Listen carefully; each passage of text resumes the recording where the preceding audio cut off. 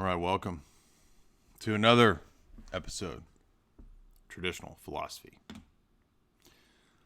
I am Dyer of jaysanalysis.com. And I want to make sure the sound's good. Are we going? Everybody hear me good?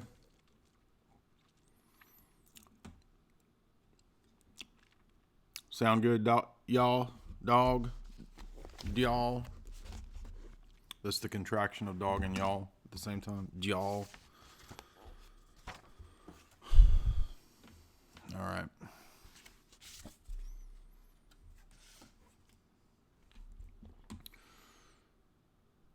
Yes, so everything's good. We're good. All right. So, book 2 of On the Orthodox Faith was uploaded last night for the subscribers. We may move into book 3 today. I'm not sure. But since I heard various topics being discussed on various shows, and since I've had so many questions about the issue of natural law, revelation, so many questions about apologetics, the transcendental argument, the classical arguments, the classical proofs, I decided it's time that we touch on this. And I'm sure we're going to get a lot of different questions. We're already getting Essence Energy questions here in the Super Chats. Thank you guys for the Super Chats rolling in. We'll do some of those probably first. But I want to call attention to a talk that will be relevant for today's discussion, and that is on Anselm. Anselm seems to be coming up a lot later. And I did a refutation critique of Anselm's ontological argument. Not because it's completely bad, but it's certainly a step in the right direction. And it's not even, it still exists at Soul of the East in its normal form.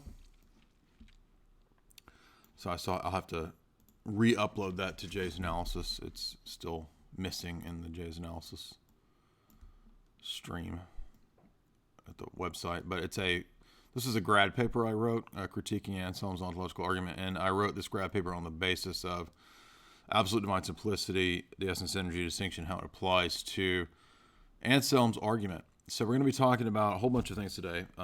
Apologetics, philosophy, revelation. Because when it comes to apologetics and anthropology, guess what? Absolute divine simplicity, which as we saw conditioned the theology of Rome in many different ways. It also conditions apologetics, and it conditions the arguments for God's existence in a different way. So we're going to have to be careful here, just as we saw with defining the one and speaking of the monad. We're going to have to be careful here to parse out what we mean by natural law, what we don't mean by natural law. So I did a fussy little title there to bait people, and apparently it's already worked because I haven't even begun talking, and people have already thumbs down, 4 thumbs down. We haven't even started. How do you even know what I'm going to say? And you're already giving thumbs down. Anyway, but I got my notes here, and I think we'll start with the analogia, the different conceptions of analogias. This has also been touched on in one of my essays that I recommend reading from Enlightenment Deism, from Thomism to Enlightenment Deism. And I think I brought it up before, but this essay itself has actually converted people. Because once you follow through the assumptions, the presuppositions of simplicity from this doctrine, it really follows pretty naturally, to the Orthodox conclusion, if you want to be properly, truly Trinitarian. But I recommend reading from Thomism to Enlightenment Deism and Atheism, because that's going to apply not just in the Christology and the triadology, but it also affects the apologetical approach that we have. This is why, as we saw in the beginning of the St. John Damascus work, he can do a transcendental argument. There's no transcendental arguments in Aquinas, ever. And there will never be, because it conflicts with classical foundationalist epistemology. So we're going to be talking about a little bit of that, and then make note of that. classical foundationalism, what that is. Now, that term comes after Aquinas, but it encapsulates the same idea as Aquinas. So don't waste my time telling me it's an anachronism. I know that the term classical foundationalism comes after Aquinas, but it doesn't matter if it's encapsulating the same idea because it's the same epistemology. So anyway, so those are good corollary reads to today's topic we're going to be talking about today. But we're not just critiquing Aquinas and Catholicism. We're also critiquing Mark Passio, the Libertarians, the Enlightenment crew, and their kissing cousin, Aquinas, and the Roman Catholics, because they both sides of this coin are wrong. Both sides of this coin don't have an adequate description of what natural law and natural theology are. So in one sense, there is and there is not natural theology. Again, it all depends on what one means. So I think what we could do in a helpful way is to distinguish. We're going to have three different conceptions of what natural law and natural theology are. So we're going to have a patristic biblical version. We're going to have a Thomistic medieval synthesis version. And then we have the post-Enlightenment atheistic deistic version of natural law and natural theology. They will all mean different things. There will be overlap. Again, remember when we talked about the monad, when we talked about the one, we saw that, yes, there is overlap between the conception of, at times, Aristotle's usage of essence and energy. There's overlap between speaking of God as the one or as the first cause. But the question is, what does that mean? Do they mean the same things? Well, they do and they don't. So the degree of overlap, the degree of coherence, the degree of synthesis is what's in debate, not whether there is synthesis between the ideas or whether there's complete equivalence between the ideas, but rather we have to look at the different the milieus and the systems from which the terms arise. So again, I'm going to be arguing that the Orthodox position is the more consistent, the more correct, the correct and more consistent, because again, not everything in Thomism is necessarily wrong. Not everything that every Enlightenment philosopher said is wrong. Certainly the Enlightenment philosophers are a degeneration from this systematic approach to nature and natural law and who God is. But all three of these, I think, well, the last two are deviations from the first. And I'm going to argue that, of course, Orthodoxy is the consistent successor to the patristic and the biblical conceptions of natural law and natural theology. This is why we don't see a fleshed out natural theology in the sense of what we see in the Summa Contra Gentiles of Aquinas prior to Aquinas. This is why we're going through this book and how we see that it's a different ordo theologiae, a different order of theology. We're also going to have some quotes here. I forgot to get my Bible. Hold on a second. Let me grab my Bible.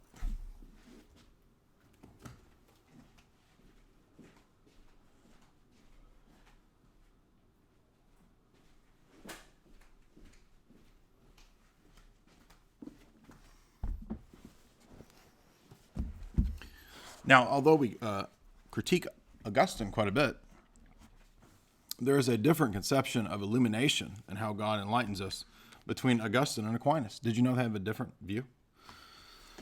And ironically, for all the critiques that we do of Augustine,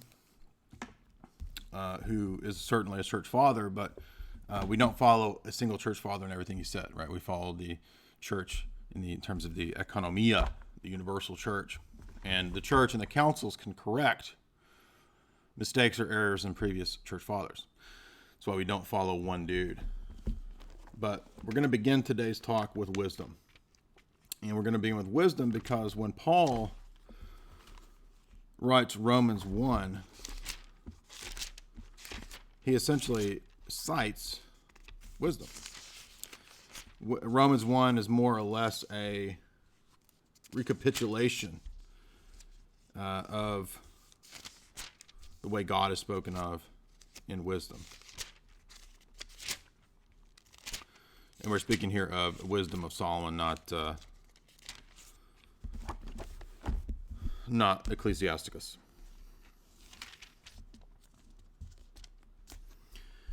And we want to do that because we want to be clear on the inability of fallen man to properly interpret the external world. The mind of autonomous man, right, man in rebellion as a result of the fall, is not able to properly interpret the world insofar as its origin, its meaning, and its telos or purpose. Now, he can get some things right, and that's because he didn't completely lose the image of God when he fell. He retains the image of God, but in our theology, he lost the likeness of God. He lost the deifying grace of God. And so he was reduced to a natural and mortal state. And then, of course, the incarnation is what restores man to an immortal state. And by extension, the death, burial, resurrection, and ascension as well. Right? But fallen man, as Paul says, cannot receive the things of the Spirit. Paul's talking about the doctrines of Christianity there. He says they are foolishness to him. The wisdom of this world is foolishness, and the fleshly man, the natural man, the man who is reduced to a pure state of nature outside of grace, outside the church, he literally cannot fathom and understand the doctrines of Christianity. Now, does that mean we can't do apologetics? No, because it's actually through such things as apologetics that God, by his grace, can enlighten and illuminate people to come to the truth.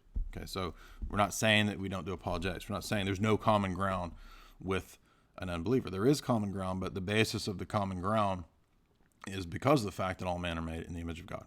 So in other words, the common ground that we have is not because we start going to Aristotle. It's not because we start going to the Greek Hellenic philosophers. It's because of the fact that we presuppose our theology when we interpret any of these concepts. When we interpret cosmology, teleology, right, the first cause, causality, all of those things in our theology, in our system, they're presupposing our God, because they don't make sense outside of our system. You see. But let's start with talking about the perspective of fallen man. So wisdom says, of course, God is the source of all wisdom, very similar to what Proverbs says. The Spirit of the Lord fills the whole earth. And then it goes on to say that don't be zealous for death or the deceits of your life. Don't bring destruction upon yourself by the works of your hands. For God did not make death, neither does he have pleasure over the destruction of living things. He created all things that they might exist, and the generations of the world so that they might be preserved. For there was no poison of death in them in the beginning, speaking of the Edenic state, nor was the reign of Hades on earth at that time. So the kingdom of Hades is not yet on earth, speaking of the Edenic state. Righteousness does not die. The ungodly summoned death by their works and their words. He's speaking of classifying the world after the fall. Although they thought death would be their friend, they were dissolved. Right? So the devil tricked man. For they made a covenant with death instead of a covenant with God. And since they were deserving to share in it, it became common. For they said amongst themselves, this is chapter 2, this is the reasoning, the worldview of the unbeliever, of the atheist, the naturalist. Our life is short and painful. There is no cure for death. For no man has ever come back from Hades. We are all born and then we die. We are born by chance. And after this, it is as though we never existed. The breath of our nostrils is but smoke. Our speech is but a spark kindled by the beating of our heart. The spark is then extinguished, and our body goes to ashes. I am a nihilist. I am a nihilist. And our name will be forgotten in time. We're all just chaotic chemical reactions, a blip on the radar, then you go back into the nothingness of eternal nothingness. So it doesn't matter. It means nothing. Our life will pass away like a cloud. No one will remember our life. It will be scattered like a fog. We are driven away by the rays of the sun. We are pressed by the heat of the sun. For our appointed time is the passing of a shadow, and there is no return from death. Death has sealed up, and no one can turn back. Come, therefore, and let us enjoy the good things that exist presently. Let's just eat, drink, and be merry. Let's make the most of the world as quickly as possible. as we did when we were in our youth. Let us be filled with expensive wines, luxury, perfume, etc., etc. Live in vanity, arrogance, and let's leave signs of our partying everywhere. Let's party like it's 1999. For this is all that our portion and our lot contains. And who cares if we oppress the poor man or the widow? Let's not have any respect for the aged man, for the wise man. For our law of righteousness is might. Might is right, if this is true. For what is weak is therefore shown to be useless. And then it launches into a famous prophecy of Christ, right? The righteous man who's persecuted, whipped, and says that God is his father, an obvious prediction of Christ in the wisdom of Solomon, not in the Protestant Bible. Obvious predictions of Christ cut out of the Protestant Bible. What a bunch of idiots. So the point there is to stress that on the one hand, we don't have the Calvinist view of the fall, insofar as man has no ability to reason properly about God. He has lost the image of God, some Calvinists teach. Some Calvinists think that he retained the image of God, but is basically sinful in every action that he does, including his noetic acts of the mind. Those are all sinful as well. Everything that man does is sin. And that is a misunderstanding of the text that speak of the menstrual rags. That is not saying that every single action of man is sinful. Calvinists, of course, conflate nature and person, and they give evil an actual substantial being, and they call the nature of man itself evil, when, of course, evil is a privation and a corruption. It's not a state of being. Very, very crucial to understand. Evil is always an act of the will. It's a move of the will away from the good. That's all it ever is, period. Nothing in terms of its nature is ever inherently evil, because God created all natures. All beings, all essences that exist, created by God, therefore they cannot be evil, because God does not create evil things. If God creates evil, we are Manichaeans, but we are not Manichaeans. In Genesis 1, God creates all things, and he says, it is good. Everything that exists is pronounced good. So being, existence, things that have being, things that have existence, that have ontological status, they are all inherently good, and they are created out of the goodness of God. Evil is a privation or a corruption, and that is true whether it refers to the evil of phenomena or events in the world, like an evil. Sometimes we speak of a hurricane coming and it was evil, right? What evils may come our way, or whether we speak of evil as a privation, right? I was born without sight, so I'm deprived of sight. That is, in a sense, an evil. And then we also speak of moral evil or moral culpability for evil actions. That is when the will of man makes a choice away from God, away from the good, to move away from it to any other created creaturely thing. It doesn't matter. That's what a sin is. So in our scheme, it's very important, as our tradition believes and teaches, that there's no ontological being that evil possesses in the world. Evil is not a thing. Evil is not, it's always, whether it's an angel or whether it's a man, a movement of the will away from the good, right? Whether demons or humans, right? That's the only sense in which moral evil has any existence, and that existence is a relative existence. It's not an existence of actual substantial being. So this is one of the reasons why philosophy is useful to us, is that we can speak, for example, we can make an analogy to negative numbers, okay? I'm not saying that negative numbers are the exact same thing as evil, but I'm saying that in the way that we can sense that there's something about negative numbers or zero, right, that it has a relative existence, we could say, in philosophy. It doesn't have an actual, if you say, where's -7? Where is it? I don't see it, right? It's not an actual space and time locale, but at the same time, it's a very useful concept, and it does describe, in some way, some movement away from the existing, right, from things that do have existence. So in the same way, not just privative evils, but also moral evils, right? Evils where if we commit an act of murder, that is a movement of our will against the good, against God, against what is morally correct and right.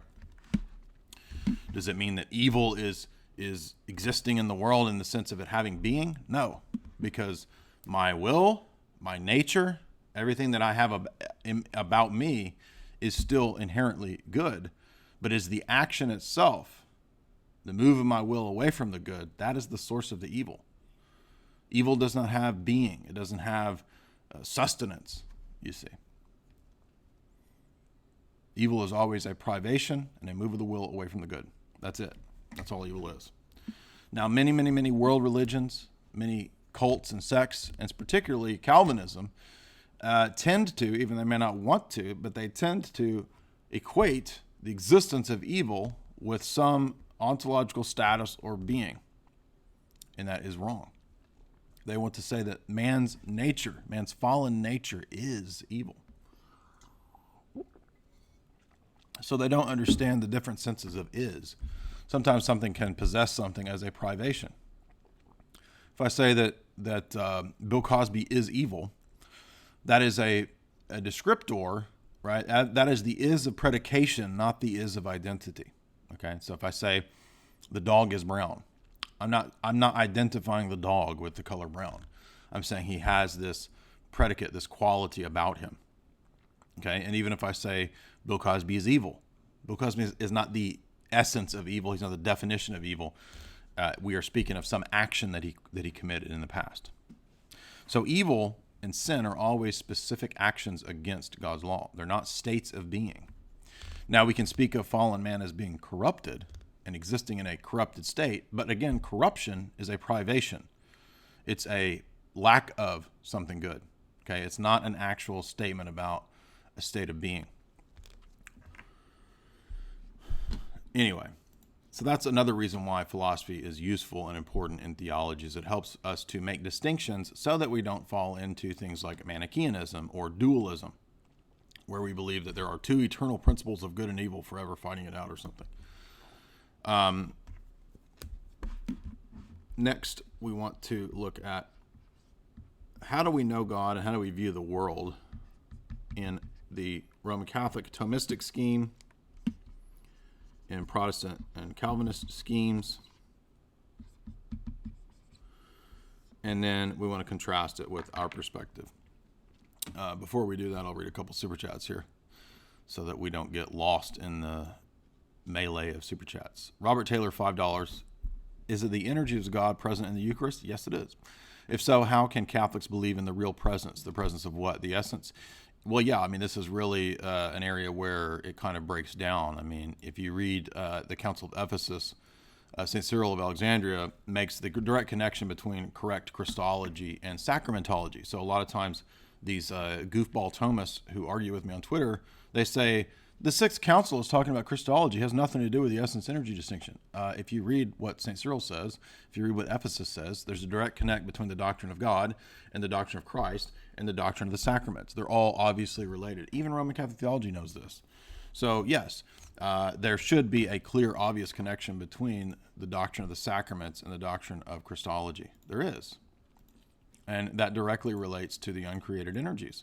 In fact, in the Byzantine rite of baptism, the priest specifically takes the cross, he dips it in the water, and he invokes the divine energies to come into the laver. That's even in, presumably, the Byzantine rite. In Catholicism, they do the same thing. But they don't know what they're talking about. They don't know anything about this.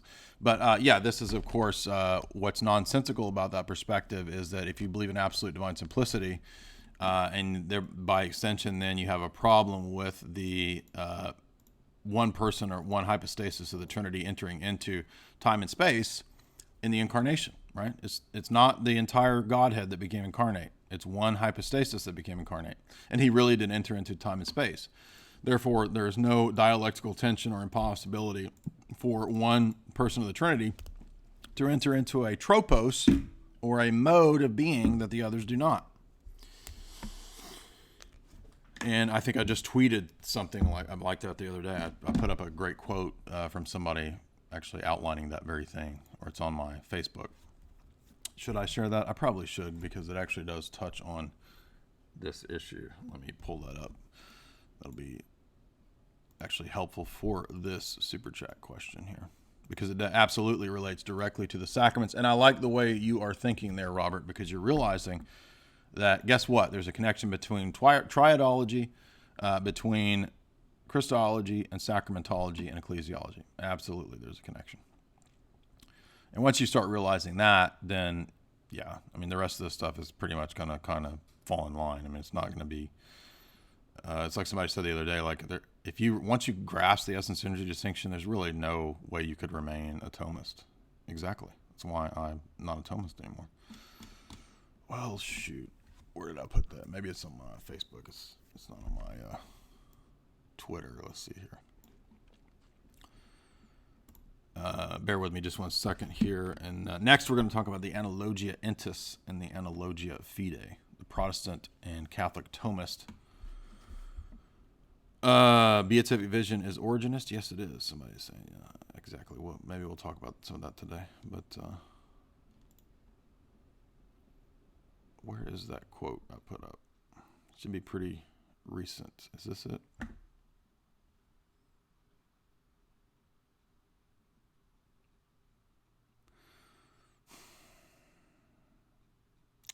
Well, oh, here it is. I was about to give up. There we go. Yeah, this is, we've been talking, of course, about the Sixth Council quite a bit. And the Christology of Ephesus is, of course, a direct outworking. The sacramentology of Ephesus is a direct outworking of the Christology. And, if you've read St. Cyril of Alexandria and all the disputes with Nestorius, then you know that. You know that's it's kind of a no-brainer. So the people who argue with me acting like that's not true, they really have no idea what they're talking about. Now my computer's frozen. Because people putting up all these stupid GIFs everywhere. I got Marilyn Manson making kiss faces. Marilyn Manson kissing me. And they have clogged up my feed with all this GIF bullshit. Come on now. This is a great quote. How am I going to show people the quotes with all these GIFs? Monkeys humping. Nick Cage dancing. God, man, you guys in your GIFs, dude, you guys go crazy. Now I'm going to get like a zillion GIFs because I bitched about it. Here we go. Thank you. Finally it works.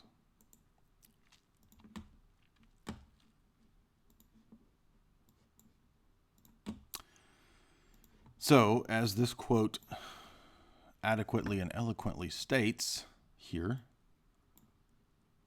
this is why we've been covering Saint Sophronius and the Sixth Council quite a bit. In his study of the theology of Saint Sophronius, Christopher von Schoenborn summarizes Saint Sophronius' position on the matter. For the same reason that the unity of the divine nature does not exclude the irreducible diversity, you see that? There's a balance in the one and the many in God. God's not more one than he is three, and he's not more three than he is one. Of the three hypostases, the same also holds true for the unique energy. The common will and common counsel of the Trinity are made their own by each of the persons according to the property by which they are characterized. That is to say, their own proper hypostatic mode. This is why the East distinguishes the persons on the basis of hypostatic properties and not relations of opposition. Because the diversity of the persons does not dissipate the unity of the nature, each person is able to affect or to act according to his own irreducible hypostatic property without opposing himself to the other persons. Do you see that? No dialectical tensions or oppositions in the Trinity. In other words, one hypostasis can enter into a tropos or mode of being that the others do not. And thus, absolute divine simplicity is not true. It is in this hypostatic liberty, which is not in conflict with the communion of nature and will, Thomism and absolute simplicity think it is in conflict, that makes possible the movement of God outside of himself in creation and in redemption. That's why creation is a free action and not a determined emanation of the divine essence. Therefore, the actions of God are not identical to his eternal essence. Theology and economy are anchored in the same mystery of God. Can you hear me? People who don't think that Christology is connected to triadology. Obviously it is. The essence-energy distinction in God is the exact same as the essence-energy distinction in Christ, according to Book 3 of St. John Damascus. Of course it is. It's a no-brainer once you understand this. That's why theology and economy are anchored in the same mystery. And the apophatic antimony of his Trinity, which infinitely surpasses all necessity. Right? God is not bound by modes of necessity. In creation, it is God who acts according to his own unique will, in a unique motion moved by a unique operation. It is nevertheless the case that each of the three hypostases operates according to his hypostatic property. Consequently, for St. Sophronius, just as for the Father, the eternal source of both the divine nature and the divine hypostases. Yeah, see? The Father didn't become incarnate. The divine essence didn't become incarnate. The divine essence didn't die. The Holy Spirit didn't become incarnate. The Trinity didn't become incarnate. One hypostasis of the Trinity actually entered into time and space and became incarnate and suffered and died. And therefore, Robert, you are absolutely correct to point out that their doctrine of the Eucharist itself confuses this very point. So if they believe in the real presence of Christ in the Eucharist, they actually believe in a heresy because they believe that the divine nature, since they don't believe in the essence energy distinction, if that's really God, then they actually believe that the divine nature is present in the Eucharist, which is retarded and absurd. Boomer Guy, $20. Thank you for all your work. Do you think there is marriage which continues in heaven? Not that people will get married in heaven. Who is your patron saint? Do you think orthodoxy will rise again? I think that people who got married in time and space will have a relationship for all eternity, yes, in heaven. They will have a unique connection, I'm sure, because of everything that happens within history in some way does carry over. I mean, obviously, sin and evil are going to be repaired and restored. There will be a transfiguration of all the cosmos and a recapitulation and restoration of something better than Eden, in fact, similar to Eden, but actually better than Eden. And so there will be a connection, but the relationships between, our bodies and our the people that we were married to, I don't really think there's a whole lot to continue the idea of human sexuality as it is in the fallen state. We don't exactly know what the relationship between male and female in sexuality was in the pre-fall state. So we don't exactly know, but yes, there will be some connection between, the people. I mean, you're going to know your family members in heaven, right? So yeah. Who is your patron saint? I chose Daniel, the prophet. Do you think orthodoxy will rise again? It is rising. Yin Yang, $5. What are your views on Islam? Islam is a mix of Judaism, elements of Christianity, Arianism, and Nestorianism. So there's evidence to suggest that there was influence from Nestorian monks, and that's why they have a strange philosophy of who Jesus is, this sort of Arian adoptionist kind of idea. He's at one time, I think in the Quran, called the Logos, but he's also a creature.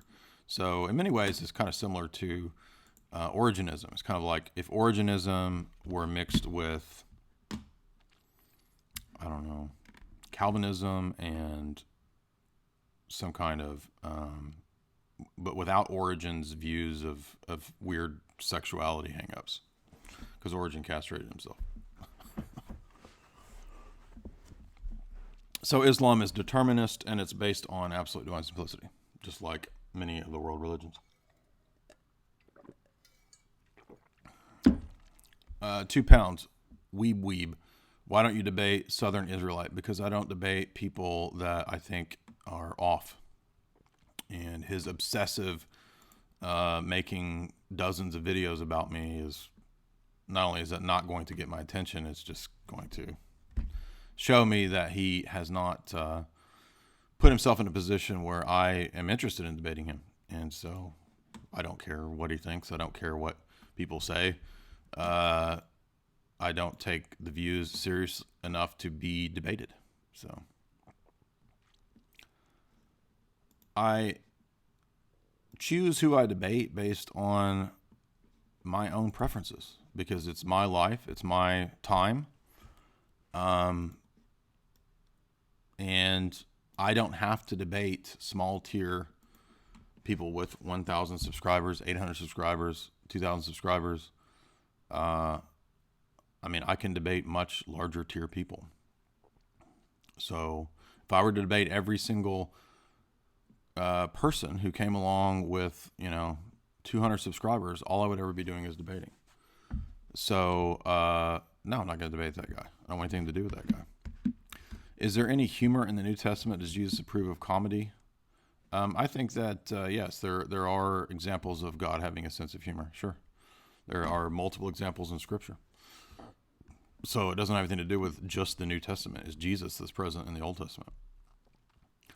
Bill Sevier, $10. I'd love to see you debate Mark Pazio on natural law. Well, I think Benny Wills may try to do that. In fact, I'm going to text Benny right now, because it was actually his idea. We talked about on the, when he had me on Joy Camp, he said, I'd like to see you and Pazio debate. And I said, yeah, I'm always up for debating Mark Pazio. I don't think that would be out of the question at all. And I have absolutely no fear of debating Mark Pazio whatsoever. So let's see. Benny Wills. Here we go, Benny. Let me text you real quick. What's up with that Pazio debate?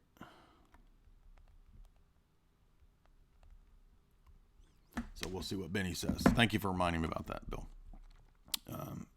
I think Benny does some kind of conference on the East Coast every now and then or something. I don't remember the name of what he said it was. I don't know if they would have me at Anarchapulco. I mean, I would go to Anarchapulco and debate whoever, but I don't know if they would have me there. I don't know. I mean, if they will, that's fine. John Smith, $5. What do you think about Hans Hermann Hoppe? We refer to Hoppe quite often in his arguments for monarchy. Of course, it would have to be purified from its Western, presuppositions. So it's much more amenable, to the stuff that we talk about here. So if we want to leave an open door to libertarians, it would definitely be through Hoppe's anti-democratic ideas. Exodus 5:80, $10. Outside of Protestant errors in application, outside of their Protestant errors and errors in application, do you find the mindset of Rushdian North applying biblical law helpful? We had the same question about theonomy on either the last stream or the stream before, so I kind of went into about a 20-minute answer to that question. So I don't want to rehash 20 minutes of it, but there are aspects of that approach that are insightful, but at the same time, it's all premised on the idea that the church didn't understand this relationship for 2,000 years basically, until Bonson and Rushdian, or until the Puritans or whoever they think got it right. And it has no proper place for the church. So they're never going to be able to have a right understanding of church and state relationships when they don't have a correct doctrine of the church. It's kind of retarded, really. How are you going to have a theonomic society, and in their mind, God allows all these different sects and heresies to propagate in a theonomic society? That's ridiculous. No, he doesn't. So their free market nonsense is in complete contradiction to their doctrines of civilization and divine law. So that's why theocracy is a more appropriate term than theonomy, and Rushdian North just regurgitate the free market Western bullshit. So pretty much worthless there. We already have 1,000 years of Byzantine Symphonia. Russia has a whole history of Symphonia, which none of those guys even touch on. Every now and then Rushdian, he talks about the Code of Justinian. But the answer, we just did a whole 3-hour stream on church and state, so I'd say watch that. Miloon M. Many claim that it is natural to sleep around, and other claims like killing because of natural urges because it's, quote, natural. Obviously, this is stupid. How would you refute it without using the laws of God? Well, I'm not going to refute it without using the laws of God, because as we're going to see, natural law is revealed law. They're the same thing under different titles and considered from different vantage points. This is why you can't have natural law without a theological context. It makes no sense. Zevia Adams, $5. I don't have opinion yet on the toll houses. I don't think that they're necessarily wrong. Obviously, they have a pedigree in the liturgy and in the icons and in the history of the church. But I've also not made a decision yet because I've not yet read the 800-page book from the monastery on it. So I'm going to read that first.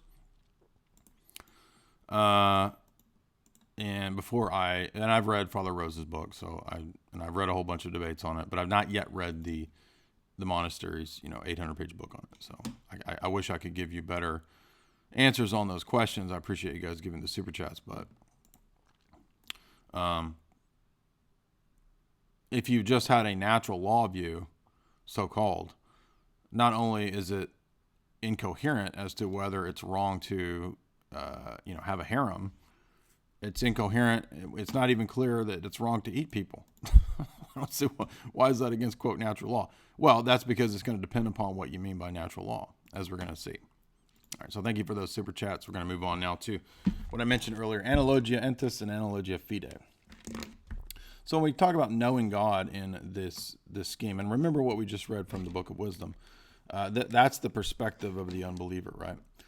And Paul in Romans 1, when he gives this descriptor of unbelief and how it views the world, it's going to be essentially in complete harmony with what we read in Wisdom. Of course, Protestants aren't aware of this. They don't usually read the Deuterocanon, so they don't even know that Paul is pretty clearly referencing. Most scholars even will tell you in commentaries on Romans that they're aware of it. Paul's referencing the Book of Wisdom there.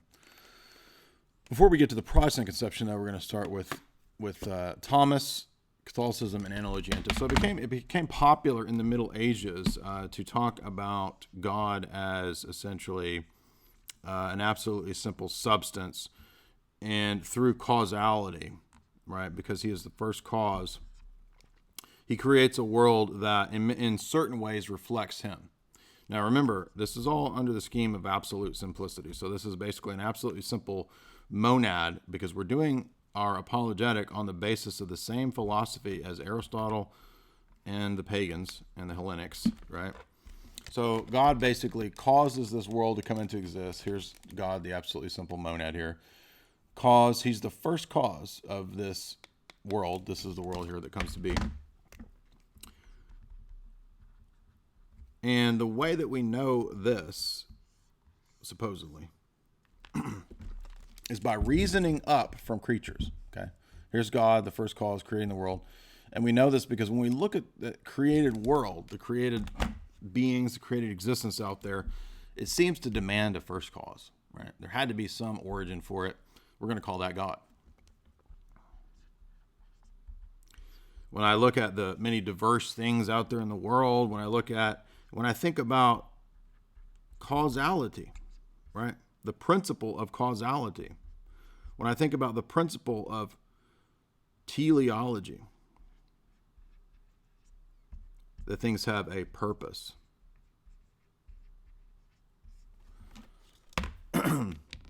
These are just examples of things, right? So we're looking at the created world, and we say it had to have come from some first cause. We're going to call that little g God. We see evidence in the world of this principle of causality. We see things have a purpose, right? Aristotle talked about his four causes, and things have purposes, right? And this is just self-evident in the world. We just see this, right? That's just obvious. Now, why is it obvious? Well, because it's a violation of the laws of causality and non-contradiction. The laws of logic dictate that something can't come from nothing.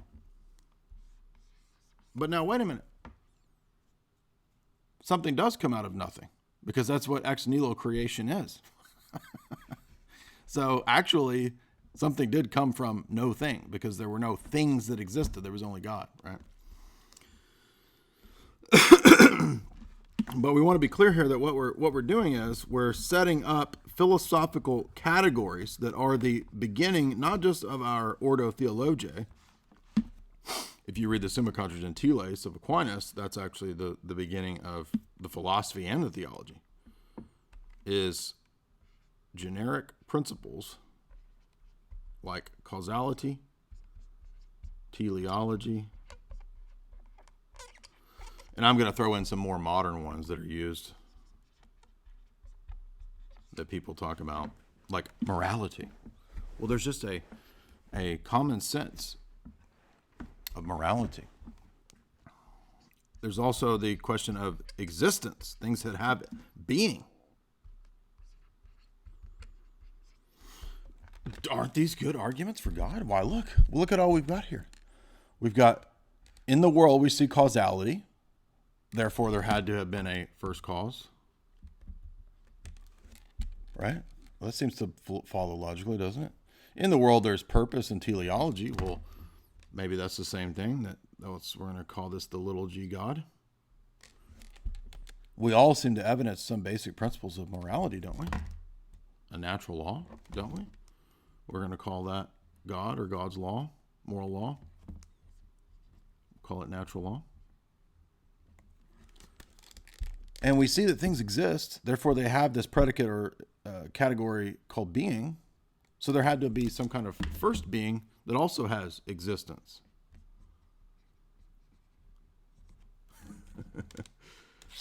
Okay. Every one of these claims is wrong. Now, is it wrong because it's in itself absolutely impossible to make sense of, or that they're not true? No. The problem is that you can't start with this and this and this and this as if they don't come within a web of beliefs or a context or a worldview. So, in other words, classical foundationalism, as we're going to call it here, even though, yes, that's a term that comes after Aquinas, it accurately describes the same view. I ran out of words here, but this epistemological view, classical foundationalism, basically holds that certain things, self-evident maxims, just are, and you can't question them. They are so clear and obvious that to question them leads one into contradictions of violations of the laws of logic. To question equals violation of syllogisms and laws of logic.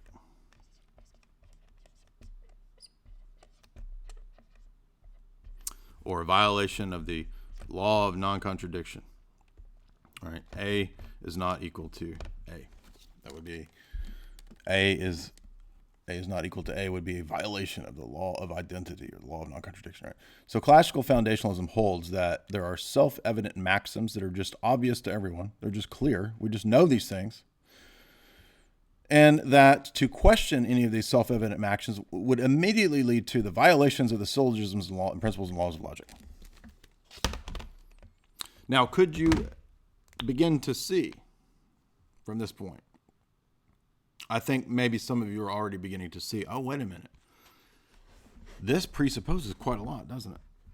And it presupposed things from a medieval world that was not yet asking questions of presuppositional nature or of a presuppositional nature. Okay. So in other words, if we all share similar categories, that's fine. Okay. And so in a sense, a lot of this stuff can be true. Do I think there are no self-evident maxims? Well, it depends on what you mean. And yes, well, it depends on what you mean. That sounds like JVP, don't it? What do you mean by that?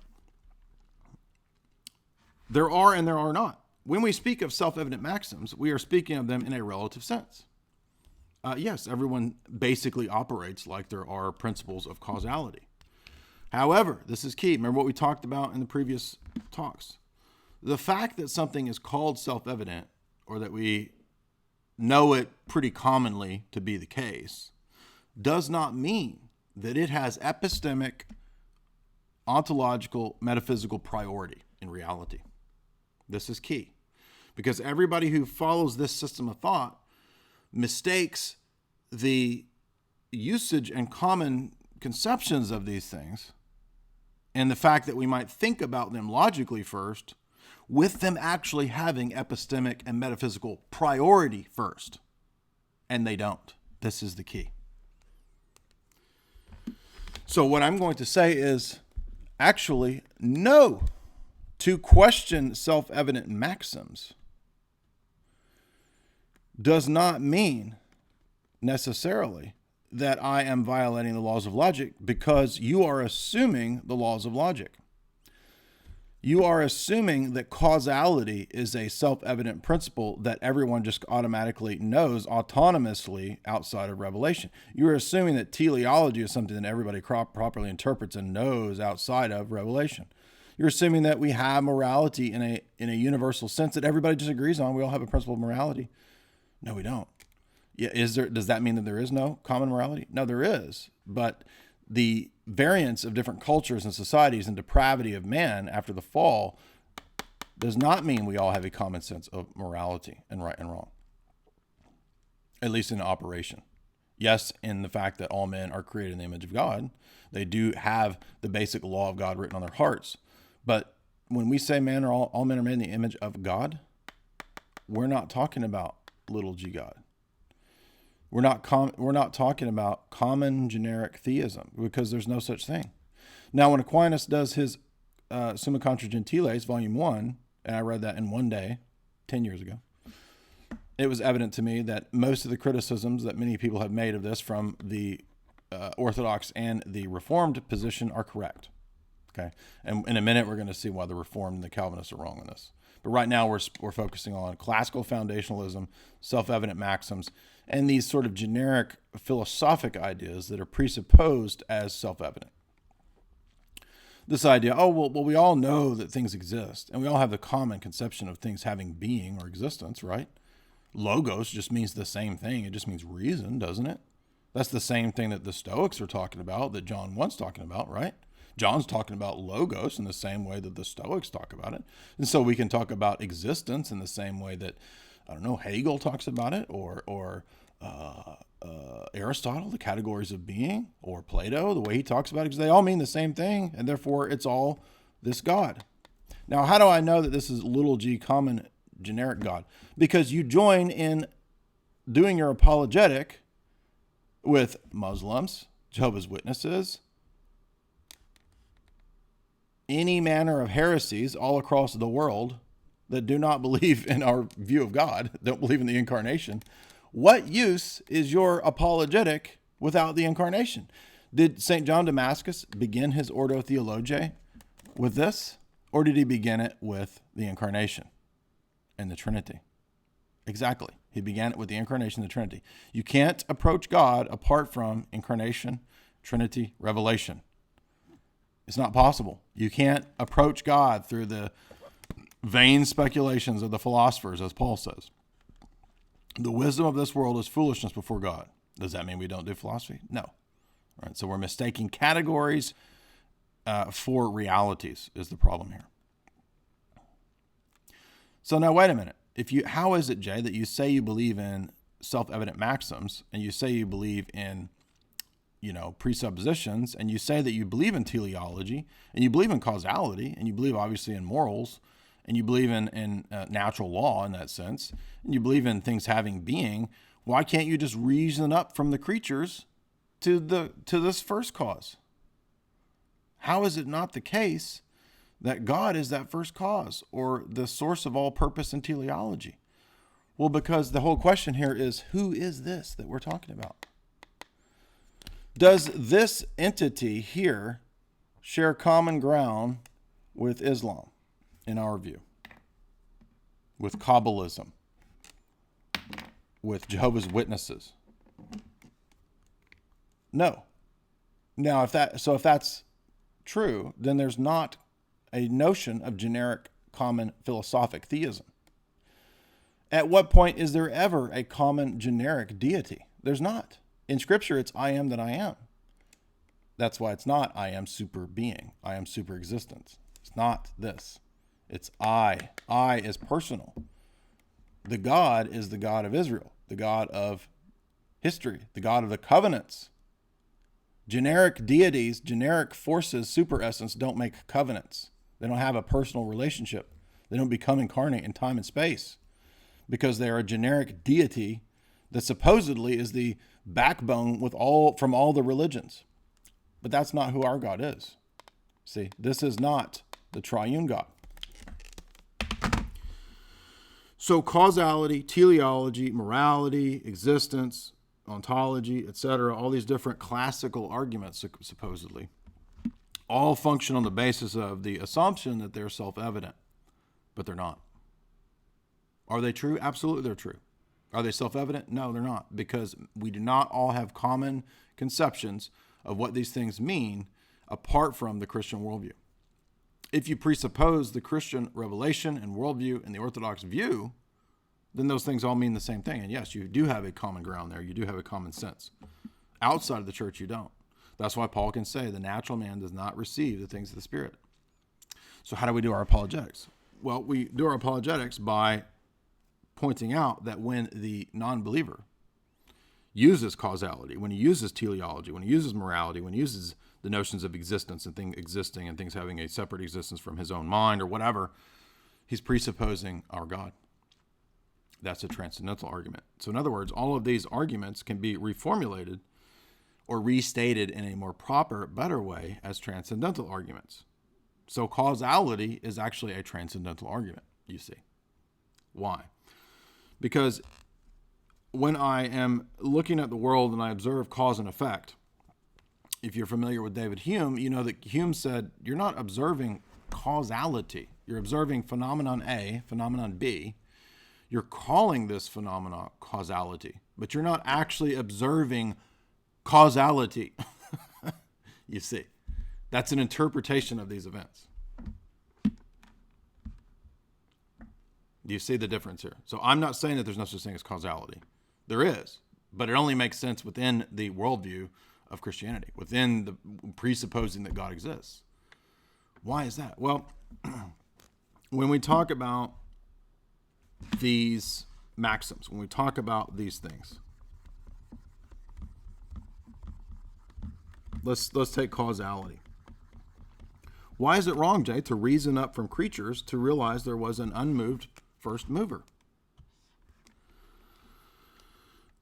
Why can't we have to believe in a first cause?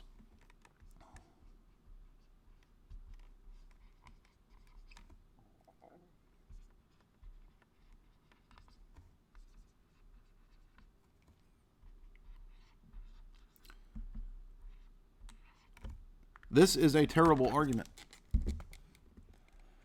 Reasoning up from creatures to the idea that there is a first cause unmoved mover that we're going to call lower G generic common theism God, this is not true. There is no logical necessity to say that a succession of causes back has to be a supreme first cause that is an unmoved. Why? On what basis? Oh, well, it's self-refuting to have a whole... Now, wait a minute. If something's self-refuting, then you're not just starting with an unmoved mover, are you? You're also presupposing laws of logic. Right?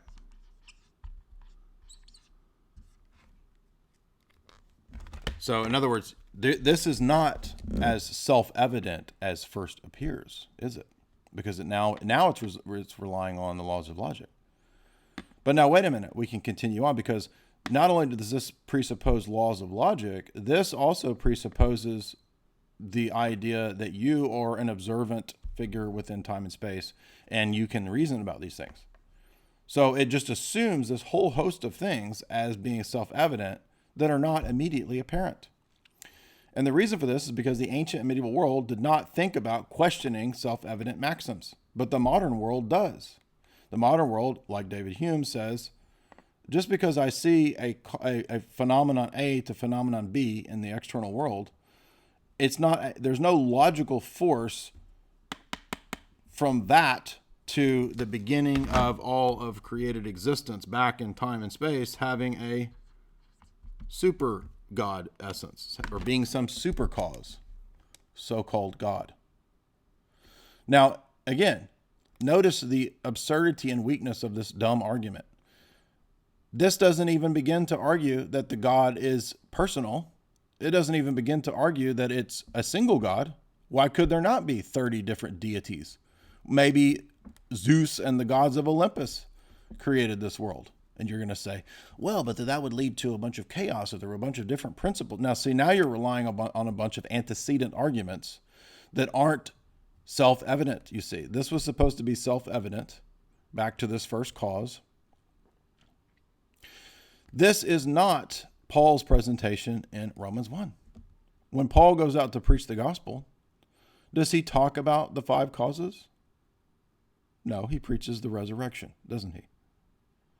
Does he say in Acts 17 that created existence can be reasoned back to a similar, although dissimilar, also first cause? No. He says the divine nature is nothing like created things.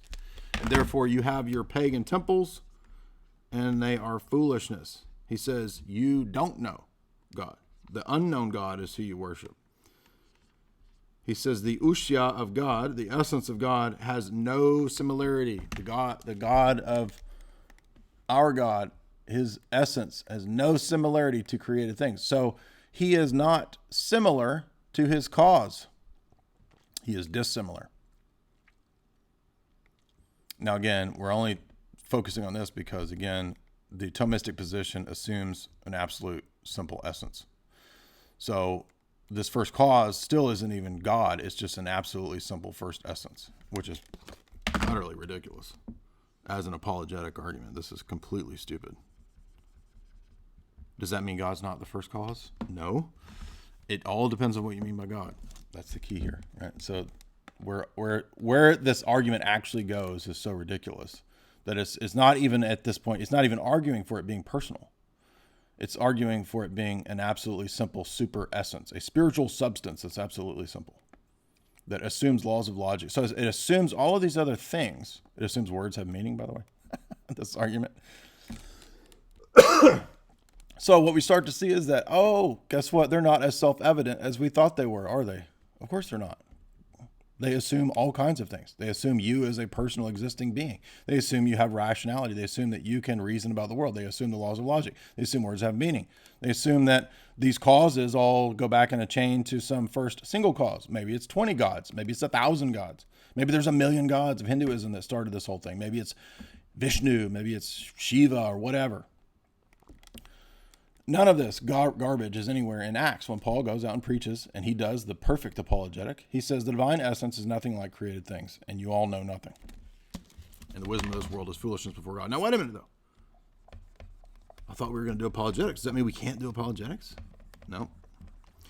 What we start to see is that one of the good things about the trek of modern philosophy is that it has refined our apologetic. It has made our apologetic better because the objections got more and more sophisticated, and by becoming more and more sophisticated and questioning further and further and further down in the presuppositions, it forced us to have better arguments if we want to use them. Or we can just keep rehashing and restating arguments from 1,000 years ago that are not convincing. Let's look at teleology. Why, we just look at the world and it has purpose, doesn't it? Things just have purpose. It's self-evident that things have purpose in them. Look at the acorn. It grows into the tree. It has purpose. But now what happens when you debate the atheist who comes along and says, you're assuming that that purpose actually exists in that thing out there. What you're calling purpose is not what you're actually observing in the world. That's a human interpretation on the phenomena out there in the world. Now, I'm not saying that's a good argument. I'm saying that they're right to say that you're not actually seeing purpose. You're seeing phenomena in the world, events happening, and you're calling it purpose. But calling it purpose presupposes that it's a world created by God. That's the thing you're trying to prove, you see. So that is circular. Now, ultimately, we're going to see that all arguments are circular. So it's not actually problematic to have a circular argument. But guess what? It is problematic to have an argument if you believe in self-evident maxims, you see. So purpose, we're saying that we see purpose out there in the world, and we believe that these beings, these entities, natural vegetative life, it has purpose within it. Man has a purpose. History has a purpose. Telos is everywhere in the world, and it is. There's no doubting it. And what is that purpose? Well, it's the purpose that God gave it. But now, wait a minute. A first unmoved mover is not the same kind of being that gives everything meaning and purpose and created all things on the basis of the patterns in his divine mind. That's what we believe, right?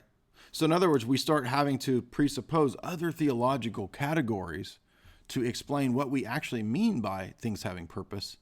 And we're starting to end up back with our God, the Christian God, you see. So in other words, we start going back to the Bible, going back to Revelation, to explain what we mean by things having purpose. Well, it's everything moving, history is moving towards an end, and Christ, alpha and omega of history. So actually, telos is not a self-evident maxim that comes uninterpreted to us magically into our, we just notice purpose magically. No, it makes sense within a Christian paradigm.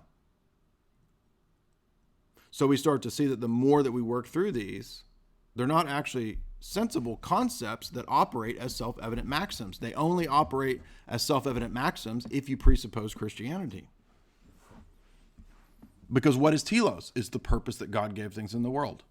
That's circular. So you're saying it's okay to violate the laws of logic. If we are talking about the existence of God, yes, at a certain point, the argument has to be circular because there's no other foundation that you can dig down to other than God. He is the ultimate presupposition. He is the ultimate authority. There's no other, at that level, it's going to be circular. It's unavoidable, right? Gödel showed the same thing with numbers. Ultimately, it's going to be circular. Here we're talking about the most basic foundations of our knowledge of our beliefs.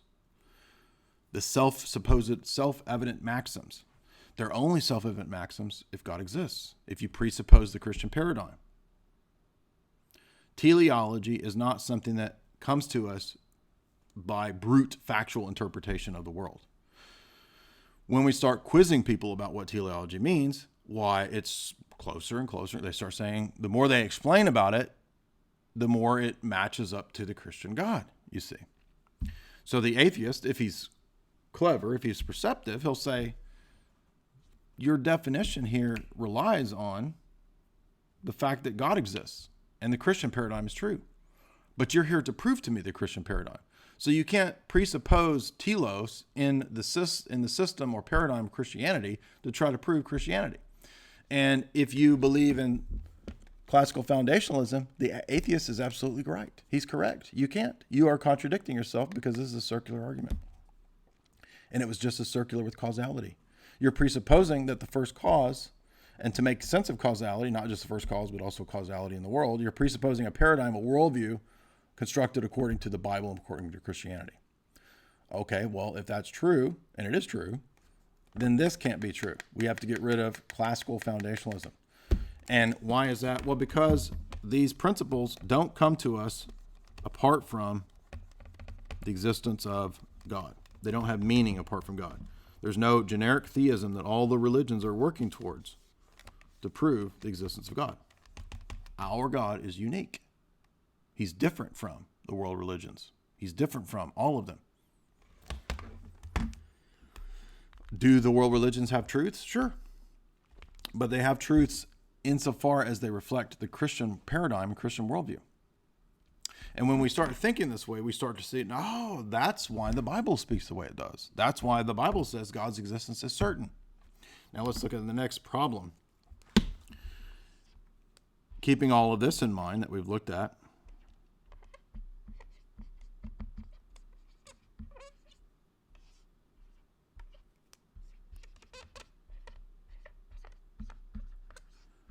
this is the idiocy of Thomism. Which of these is more certain? Now, if we think in terms of the system of Thomism, the laws of logic are more certain to man than God's existence because God's existence is a question of faith. And this is in the realm of science and laws and logic and nature and so forth, right? Natural law, blah, blah, blah. Natural theology. Does the Bible, does Scripture, does Revelation say that philosophic principles are more certain than God's existence? No, they don't. It does not ever. In fact, it says God's existence is more certain than anything else. So this is where another aspect to where we're seeing the same problem with the idea of the self-evident maxims is that when we have this scheme, this system is so stupid that it actually starts saying that God hasn't really made himself clear, you see.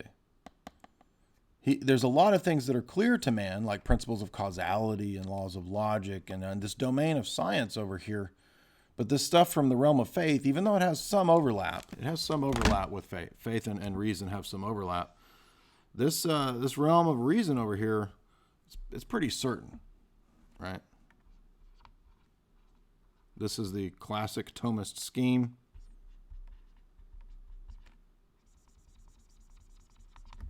There's some overlap,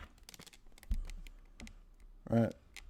There's some overlap here, but God's existence, I mean, that's in the domain of faith, right? The laws of logic, that's in the domain of reason. And we can have a little bit of overlap here, but come on now. I mean, this stuff's not certain over here. Oh, really? How does God speak in Scripture about the reasoning of fallen man and the reasoning of this world versus his revelation? Well, everybody who knows Scripture knows that they already know how he speaks. This is more certain than this, isn't it? Yeah. Peter says God has made certain to all men that Christ has risen from the dead when he preaches in Acts. Paul says the wisdom of this world is foolishness before God. Now, we're not saying that the laws of logic are in themselves foolish. They're not. They're a reflection of the divine mind. But autonomous fallen man trying to reason is going to misuse these things. He's going to take these things and say that they are certain, and he's going to judge God. So the problem is that this scheme does not adequately take into account the effects of the fall on man's mind. Now, it does. I'm not saying that, I mean, it's not true to say Aquinas has no noetic effects of sin. He does. But the solution is what's not correct. Number one, because it's all grounded on the synthesis between Hellenic simplicity and concepts with biblical revelation, as we've seen in the previous installments of this talk.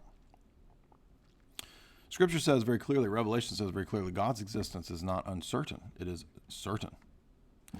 And Paul does not preach in Acts and in Romans 1 in this Hellenic sense. He says you're all a bunch of idolaters.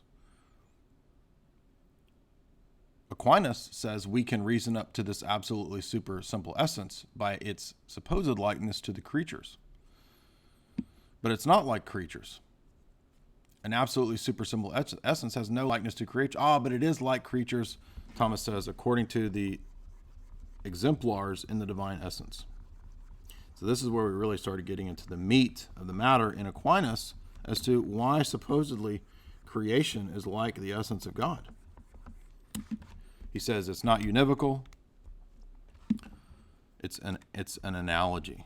It's analogia. Analogia entis, the analogy of being. So again, being and its cognates supposedly are more certain, right?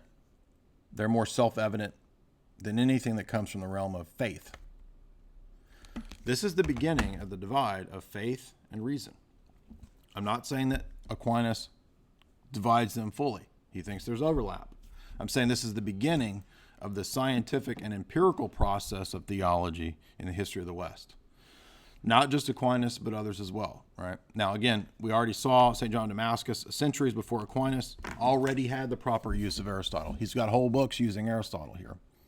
And they're not the same usage as Aquinas of Aristotle. Again, Aquinas rejects St. John of Damascus from the very beginning about the essence-energy distinction. That plays right into the analogia entis. We begin our reasoning about God as his essence. He is a super simple essence.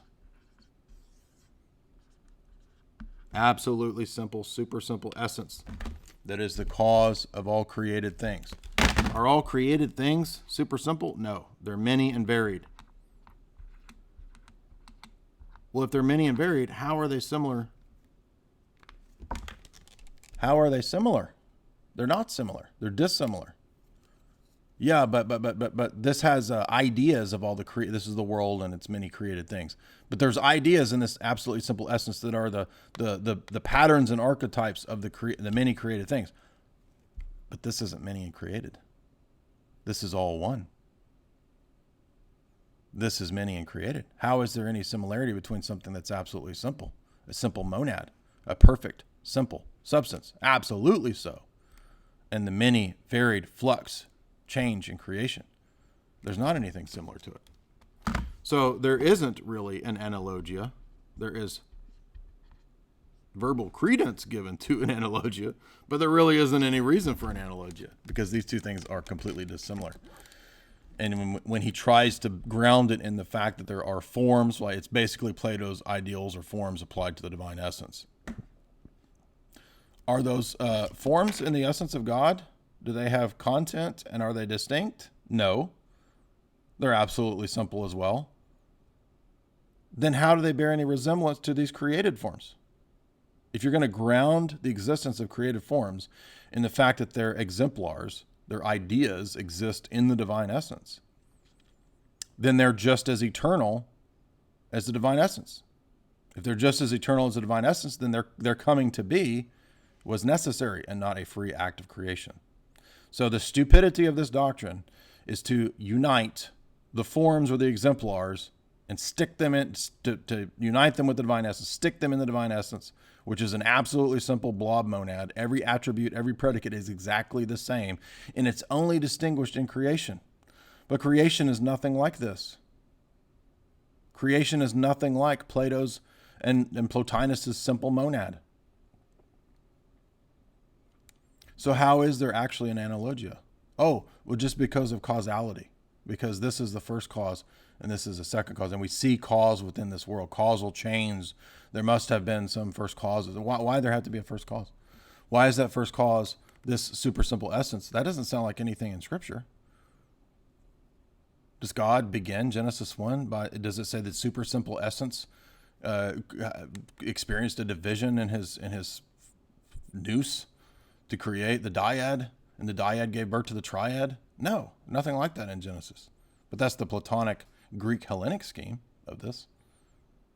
And if you look at Aristotle completely contradicts himself.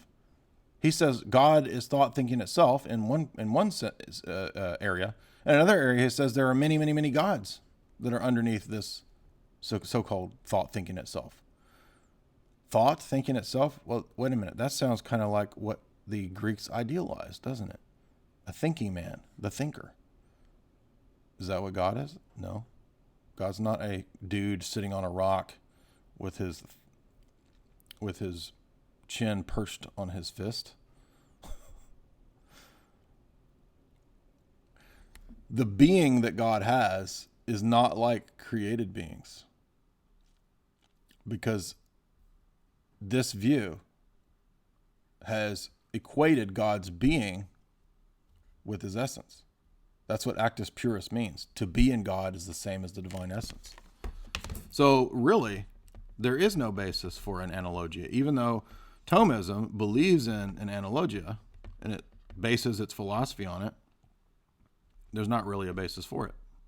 And when you press them on the basis, they go to the exemplars, they go to the forms of created things in the divine essence. God created all things according to the ideas and exemplars in his divine essence, in his divine mind. The divine mind is the same as divine essence. Surprise, Thomas. Surprise. I know.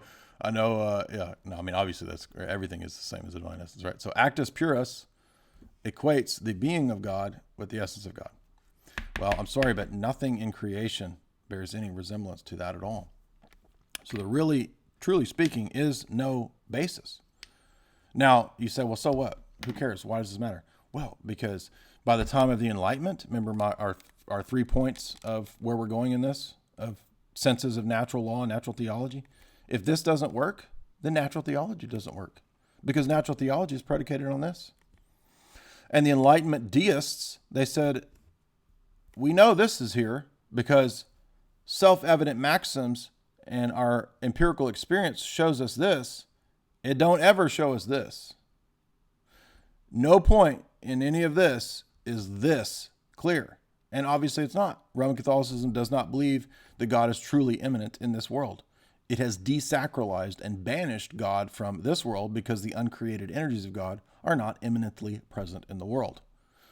Now they profess to believe in the divine immanence, but when you really press them, how is a super simple divine essence present within time and space? It's not, and it can't be. Well, now wait a minute. If that's true, how is there an incarnation? Yeah,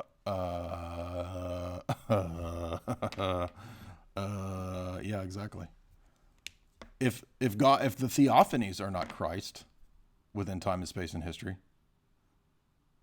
pre-incarnate theophanies of Christ in the Old Testament, then Jesus can't become incarnate in a body. You see.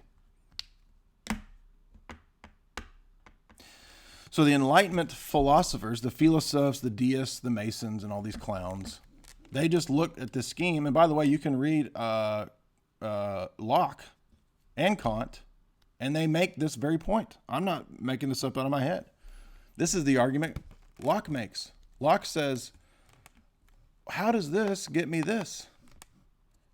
And on what basis is this anything like Genesis or the descriptors of God in Exodus? This is a philosophic essence, a philosophic impersonal force. That's not who God is. God is not an impersonal, philosophic, intellectual thing that you reason up to. And that's because man's problem is not knowledge. Man's problem is his heart, ethics. There's not a lack of facts that God has not supplied enough facts for us to know if he exists. We could be maybe 90% certain that God exists, but we can be more certain about laws of logic and these kind of things. No, that's completely contrary to everything the scripture says about God, his existence, certainty about his existence, and how to approach pagan philosophies. So I'm being very precise, I'm being very clear in all the points I'm making here. So remember, don't take one sentence I've said and rip it out as if I just said now that there's no truth in pagan philosophies. There are. Because what does that mean? Pagan, right? Everything that God created exists and is good. So anything that's false is a defect. Okay? Aristotle's nature is not bad. The being of Aristotle is not inherently evil. Okay? The false philosophy is the result of fallen man's autonomous rebellion against God. And that's the problem here. That's why there's not self-evident maxims that the unbeliever and the believer shares in common. In a sense, they do share them in common because we all believe in causality. We all believe in laws of logic. But what the laws of logic are to me is completely different than what they are to JF. The laws of logic to me are a reflection of the divine mind. They're not to JF. To JF, they're just patterns in the chaotic natural world. Two totally different conceptions of what natural laws are, what laws of logic are. Actually, for JF, that's not even what they were. Laws of logic for JF are just human-created systems to bind other people. Right? You see. So analogia entis fails for many reasons, but principally because this is not who God is. And creation does not reflect that at all. And the Enlightenment deist Masonic philosophers, the scientific revolutionary guys, said, look, we will dissect this and show that this is retarded because there's no need to go from here to here. Cut this thing off. We don't even need this because we don't know that this exists anyway. There's nothing in creation that ever touches upon or is like this kind of thing, right? There's no analogia. We don't know that these many distinct forms in creation bear any pattern or resemblance to an absolutely divine, simple super essence that they're supposedly patterned on. It's retarded. There's no reason to believe in this when we start with this. What did we just read about reasoning from the creature up to the creator by fallen man? What does it produce? What does Paul say? Reasoning from creatures up to the divine nature produces. Can you guess what it produces? It produces idolatry. This is idolatry. because it says there is a similarity between the divine ousia, the divine nature, and created forms. And there's not. That is idolatry. There is no similarity at all between God's essence, not the energies, essence, and created forms. That is how Paul defines idolatry. They likened the divine nature to created forms. That's exactly what the analogia entis does. That's why you can't do good apologetics with it. That's why you lose arguments, all you goofy Thomists. Let's see what Paul says very clearly. Just stop for a minute and think about the absurdity of joining common cause with a Jehovah's Witness and a Muslim in proving the existence of God. That is utterly dumb. You don't have the same God. Or actually, maybe if you're a Thomist, you do. Because you have the absolutely super simple monad as your God. What does Paul say about idolatry in Acts 17? Well, he argues with Greeks here. He's arguing with the pagan philosophic Greeks. Does he say how great Aristotle was? No, he doesn't. Now, I'm not saying that you can't pull out true statements in the philosophers. Paul does. Paul cites pagan philosophers here and poets. I know that. I'm very well aware of that. I've known this for 20 years. But what he doesn't do is say that there is an analogia entis. No analogy. He says God's offspring are humans.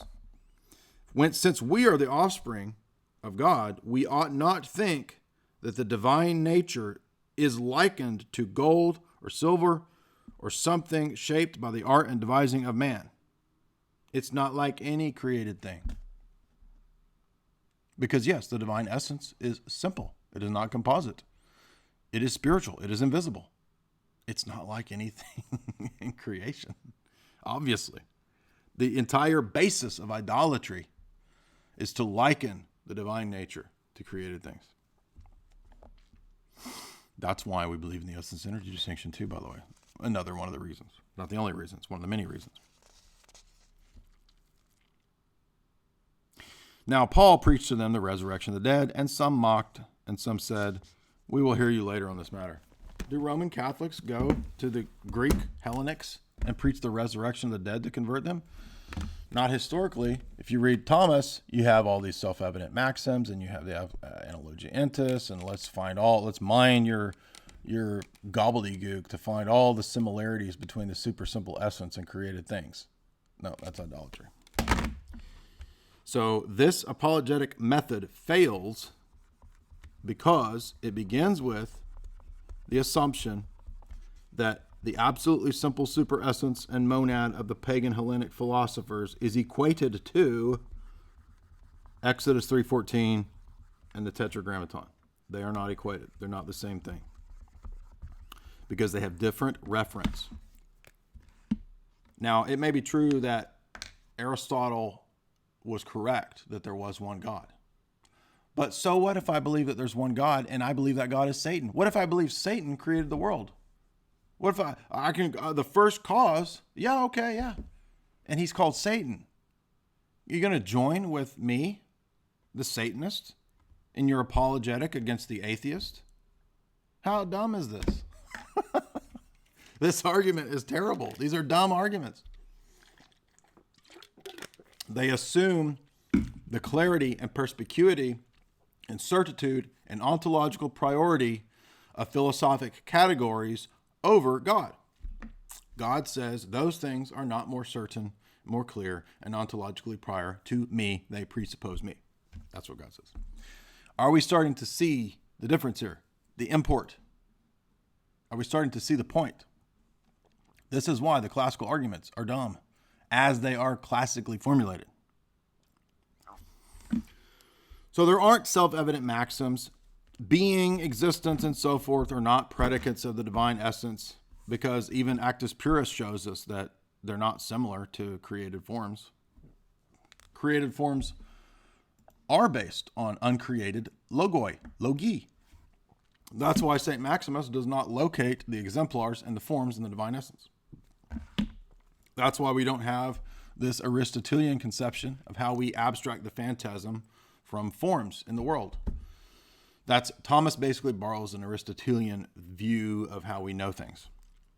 And I could get more into that, but that gets really deep. I have a whole essay on that, Problems in Thomistic Epistemology.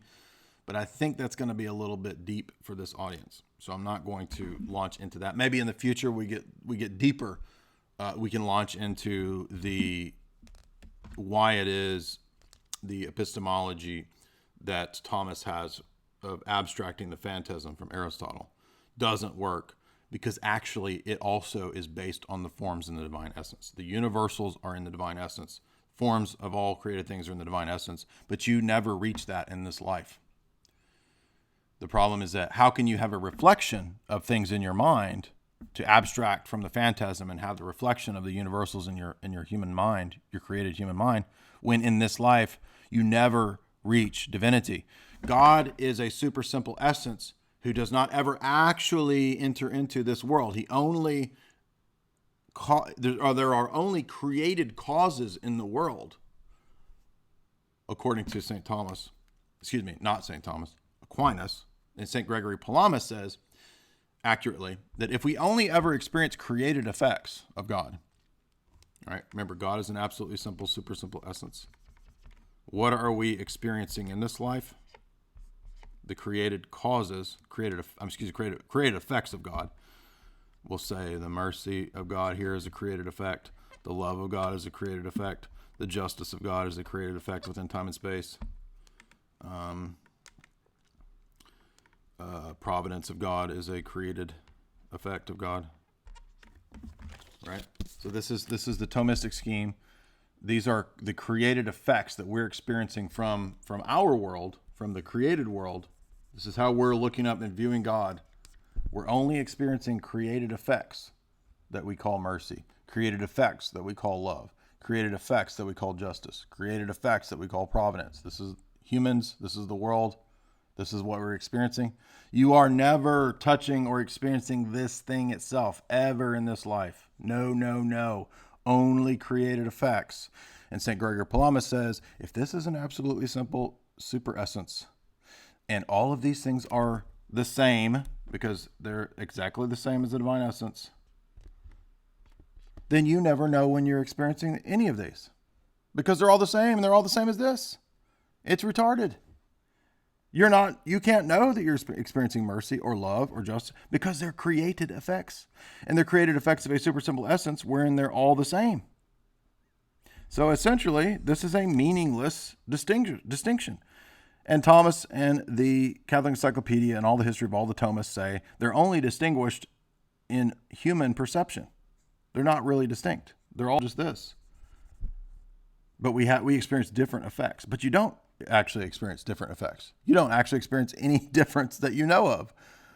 And that's why ADS led to absolute divine simplicity, led to the deists and the Freemasons all saying, this is just one big blob, and we don't even know. And this isn't even necessary, because actually all we are experiencing are created effects. And if we're only experiencing created effects, there's no reason to believe that what's behind these created effects is this deity. And aren't all the world religions saying that there's created effects and there's some deity behind it?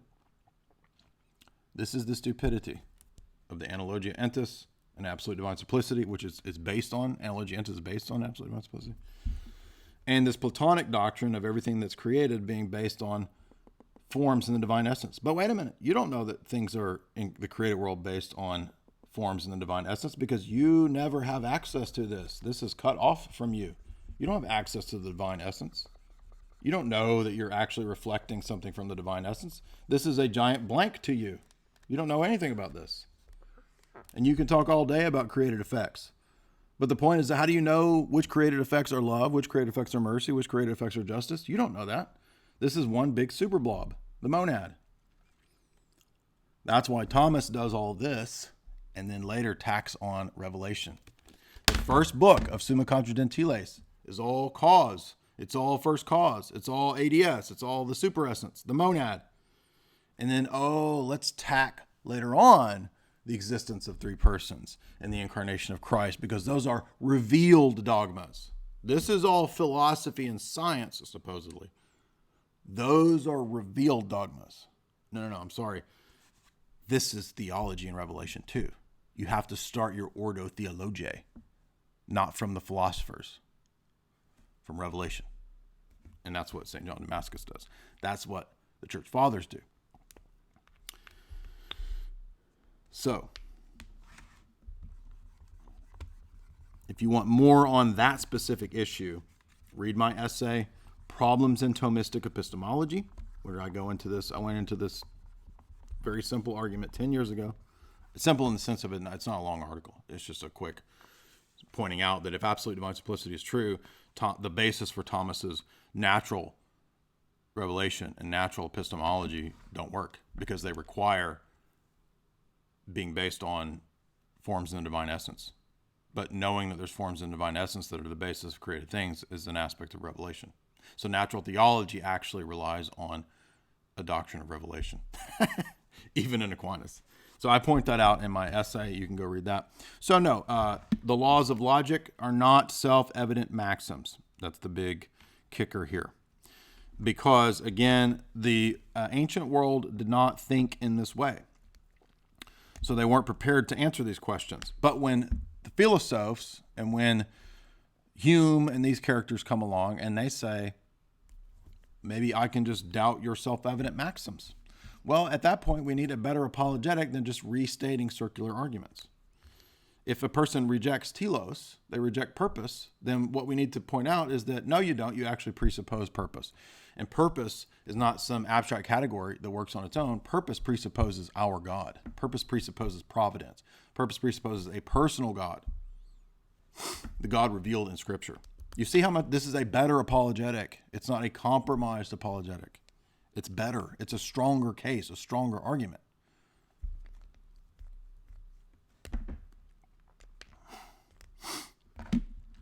How could you do apologetics apart from the incarnation? And you say, well, but what about the Old Testament? The Old Testament had theophanies that presupposed the incarnation. So the Old Testament is itself a form of incarnation, because it is the revelation of Christ within the spirit of the prophets, within time and space, with the theophanies. The Old Testament is also the incarnation of the Logos.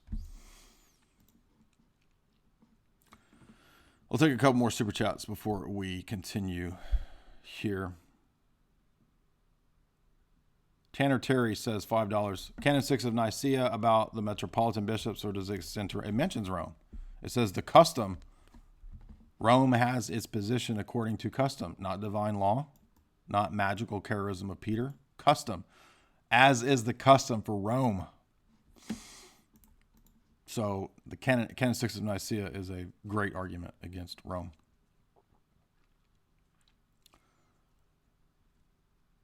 Warren G. Harding, $5. What do you make of the Bible and the Church Fathers that Hades is physically within or under the earth? I think that's entirely possible. I mean, many places in the deuterocanonical books, the Old Testament, speak of the descent of Christ to Hades as probably, down there somewhere. Now, I don't know how all that works, and certainly Hades is a spiritual realm, but I don't think we have to believe that the spiritual realm is necessarily divorced from spatial temporal relations, right? I mean, when we go to the liturgy, we believe we're in the presence of heaven. So something can be spiritual and at the same time related to spatio-temporal locales. In fact, St. John of Damascus has a section where he discusses locations, right? I mean, the New Testament talks about the Holy Mountain. The New Testament talks about Mount of Transfiguration. The pool of Bethesda where you can be healed by the angel. So there are still holy places. That's not negated by the incarnation or something. You should challenge destiny to a debate. John Holloway, $10. How would you respond to an atheist who accuses God of violating his own standards by commanding the Israelites to exterminate his enemy? Not speaking of an atheist who is morally outraged. Well, the first thing I would say is that you have to understand the realities of the Canaanite people. So if you read Leviticus, it specifies that the inhabitants of the land are being expelled because they have in some way been highly and extremely tainted with bestiality, human sacrifice, cannibalism, and so forth. So we don't know what that could have done to these people genetically. They're spoken of as experiencing gigantism in some cases. So exactly how that relates to the fact that after the flood they're still giants, we're not fully certain. We aren't really told all that, but there's some corruption of this people group still going on, and so God has every right to command the extermination in that case. And once you understand the religion of the Old Testament, I'm speaking of the pagan religions, it was not just, happy nature worshiping savages, the noble savage, trotting about in the forest. These were human sacrifice cults.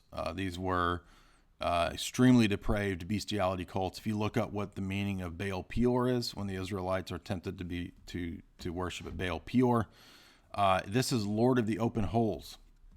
Yes, eating feces and worse. So you have to understand the severity of the religion. You also have to understand the severity of that time. That was a brutal, cruel time. So it was a different world. We don't know all the reasons why God commanded for the complete extermination of the people groups, but presumably there was some kind of taint or something had gone wrong in that lineage of people. So it was righteous. It was valid for them to do that. And I would say that in the case of that, or the problem of evil in general, theodicy, in our worldview, this is the answer to the atheist problem of evil or whatever. In our worldview, God is not obliged to tell us all the reasons why he does things. If you read the book of Job, this is essentially how God responds to Job. Job complains eventually, and God says, why do you feel that I have to oblige you to explain everything that I've done? First of all, you couldn't understand it because of all the causal relations, that God has in terms of his omniscience. Man can't even understand that. So, and there's nothing contradictory about God not being obliged to explain every detail to us. In fact, if God is the way that we say he is, then it makes perfect sense why he would, right? We're finite, he's infinite, et cetera, et cetera. So he's not obliged to explain the reasonings behind everything to us. Secondly, I would also point out that the atheist who has a problem with that, on what basis does he actually have a problem with that, right? I mean, he doesn't have a moral standard. He can try to say that, yeah, but I'm not saying it's wrong from my worldview. I'm saying it's wrong within your worldview. Well, no, it's not wrong within our worldview because God is not obliged to tell us the reasonings for why he permits evil. Also, it's important to understand that there were specific instances where certain things were commanded and tolerated. So there were standing commands of God at certain times that are not for the perpetuity of all history. So, for example, obviously after Adam and Eve, there was a time period where some form of incest had to have been allowed. But as time grew, as it moved into the Mosaic administration, you're not supposed to sleep with your mother and father, right? I mean, again, Leviticus lays down these principles. So even the moral law is not an unchangeable reflection of the absolutely simple essence of God, which is ridiculous. It's also another problem that Roman Catholics believe that the eternal moral law is a reflection of the divine essence. Well, the divine essence doesn't change, but actually within history, the moral law has changed at times. So it's not a reflection of divine essence, right? So again, ADS is retarded. David had many wives. Therefore, it could not have been a mortal sin for David to have many wives. But Roman Catholics believe that mortal sins are a reflection of the holiness and eternal holy nature of God, right? They're moral sins because you go against this eternal divine law. Well, it's ridiculous to think that David lived his whole life, and Saul and all these people, Abraham had multiple wives. They weren't living their entire lives in mortal sin. It's completely ridiculous. And they'll say, oh, well, that was a different time period. Yeah, exactly. So therefore, the law of God is not based on the essence of God. Right? Anyway. So they have no basis for a theodicy. We at least do, and God is not bound to explain all of his actions to us. Jay, you should challenge Destiny to a debate. He's a streamer with a rabid following, promotes atheism. Yeah, I mean, it's just going to be a presuppositional critique of his claims. I'm sure he would lose, but some of these people, it's not worth debating. Not because I'm afraid of them or I think they're going to best me or something like that, but I'll only do it if I think it would be beneficial to the crowds. I'm not going to get into some pissing match with some guy who thinks he's important because he has a large YouTube channel. I mean, it's almost like debating TJ Kurt. You know what I mean? But I would, if he wanted to do a debate, I would probably say, yeah. Yin yang, is it immoral or nonsensical to want good favor in life from God? Good favor in the sense of from human beings? No. I mean, read Proverbs. Proverbs has many wise sayings about being in good standing and respected amongst fellow human beings. So there's nothing out of accord with that. But of course, being in good favor with God is what's most important. That comes before currying favor with men. Jordan Lazinski, 10 Canadians. I'm new to Christianity. I feel like I'm in diapers. I'm having a hard time reconciling how prophecy can coincide with free will. Just like in all the other aspects of theology, we believe in what's called compatibilism. So we don't believe in dialectics. So because we're dealing with categories that are kind of like mathematics, infinity, we don't really know, and we can't know exactly what infinity is like, right?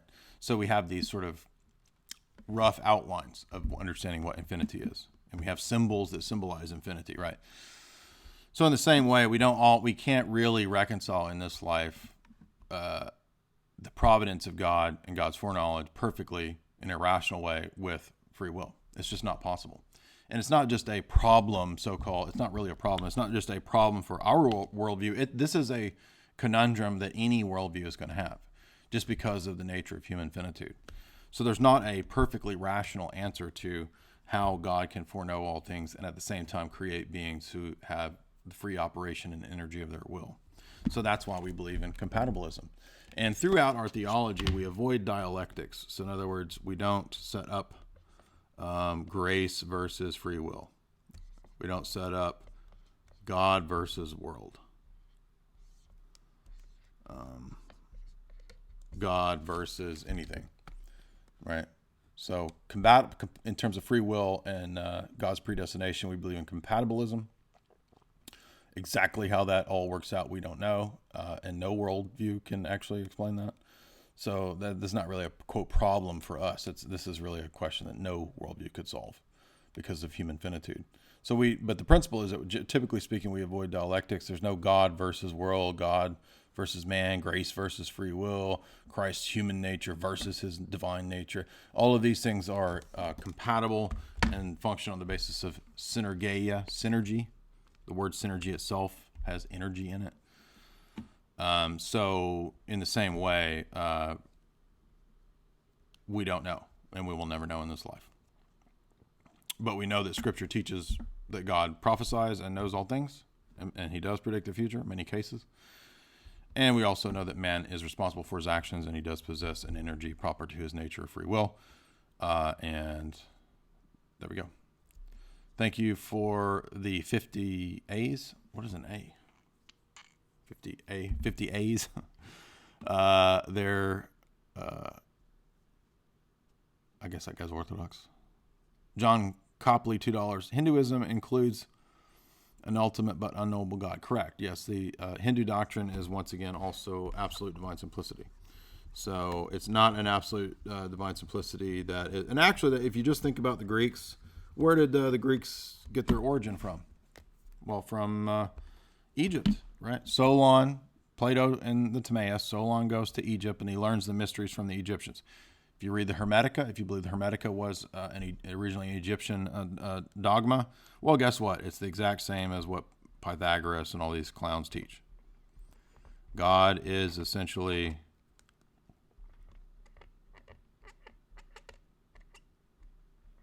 a monad at the top of a pyramid. The tetractys, right? This is from, everybody knows this is from Pythagoras. Same principles from Egypt, right? This is Ra. These are the henad or the ogdoad, however you want to classify it. The 10 gods, the 9/10 gods underneath the one. You see, that's why Egypt is a pyramid. And it's the same doctrine. What does that look like? This is the philosophy of the fallen world. It's the philosophy of the fallen angels, isn't it? Of course it is. So stick in here Ra.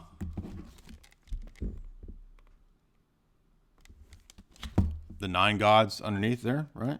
Stick in there the monad. The one.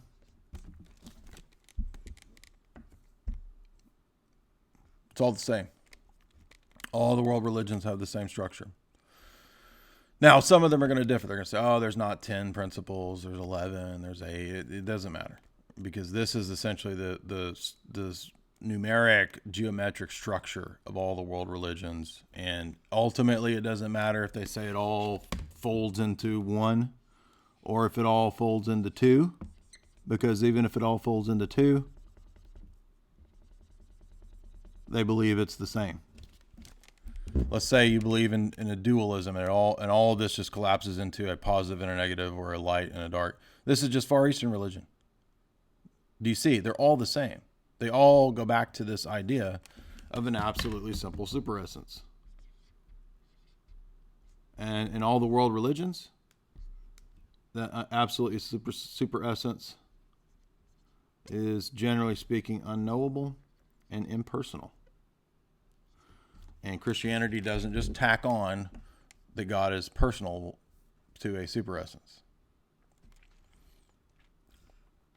But for the sake of argument, right, this is the world religions. It doesn't matter what, whether they're monistic or whether they're dualistic or whether they believe in this tetrad or this henad or whatever. They all have the same idea that the world that exists is a manifestation of this one. So most of the time, the ancient religions, right, they might be pantheistic. All that the Egyptian view was pantheistic, right? All that exists is the many principles of Ra, Amun-Ra, of Amun. The gods are just the principles of nature, right? And it's all ultimately, all things are one, right? How many goofballs repeat this refrain all the time? Like this is some super wise statement, right? All things are one, man. Oh, right? All the world religions generally fall into this dumb, all things are one, man. Oh, so deep, man. Or all things are chaos. All things are many. What is that? Dialectics, exactly.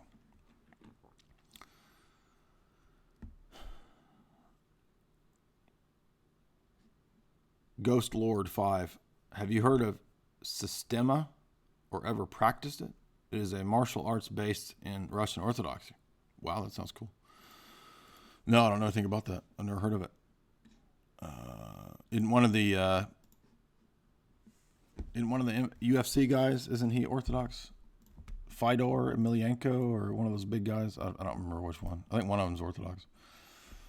Marl Karks, $4.99. Do you have a reading list on how to be a faithful follower? Yeah, there is a reading list at Jay's Analysis. So I would start there. John Holloway, $5. Is there a biblical basis for scorched earth policy in war today? No. Again, the destruction of the Canaanites was a one-time standing command of God that was fulfilled. If you read the book of Joshua, both the beginning and the end, it's very clear, especially at the end, it's very clear at the end of Joshua that none of the promises that God made to Israel were unfulfilled. So the conquest of Canaan's land is a type of the conquest of the world by the church. And it's also a type of us as individuals conquering our own sins. And when you understand the typology of it, you understand that no, it doesn't carry. Now, there are principles, obviously, in Deuteronomy and other places in Scripture that people have carried those principles over into how warfare is conducted. But even in ancient Israel, the Canaanite conquest was a specific case, right? Israel wasn't to do the exact same thing to all of the people groups. God specifically wanted Jerusalem cleansed, right, to set up what would eventually become the church, right, the true spiritual Israel.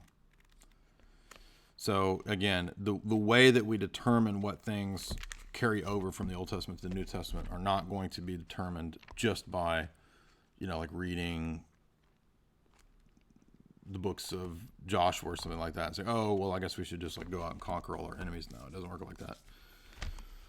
But what I wanted to point out was that this is overlooked a lot of times by people.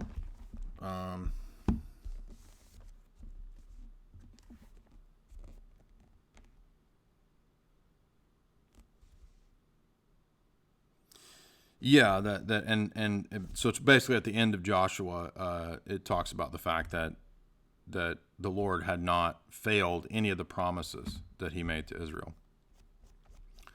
So the point being is that the conquest of Canaan's land was accomplished. It's not something that hasn't been accomplished like Christian Zionists think or whatever. But in fact, all of the promises that God made to the Israelites, Joshua says, were accomplished. So when you understand the typology of Israel conquering Canaan's land, that is a type of the church going out and conquering the nations for the gospel. The whole world is Canaan's land in the type, and Israel is the church. Joshua, a type, obviously, Yahshua, type of Jesus. Right? That's kind of an obvious one there.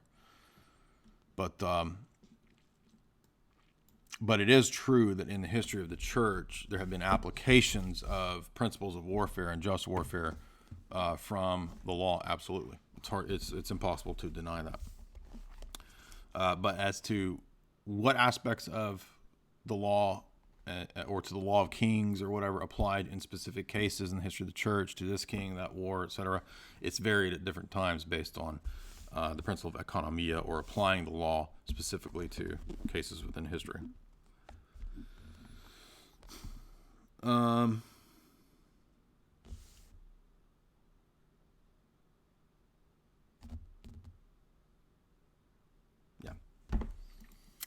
So I want to talk a little bit more about where we were earlier with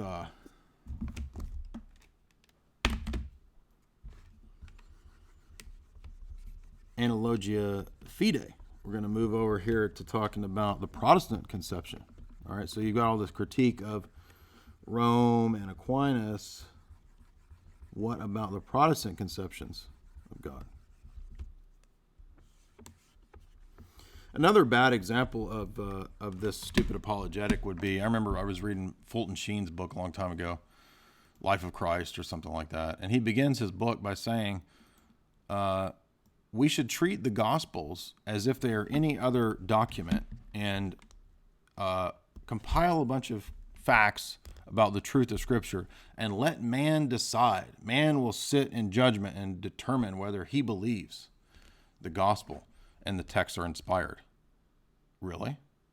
Doesn't something seem a little off here?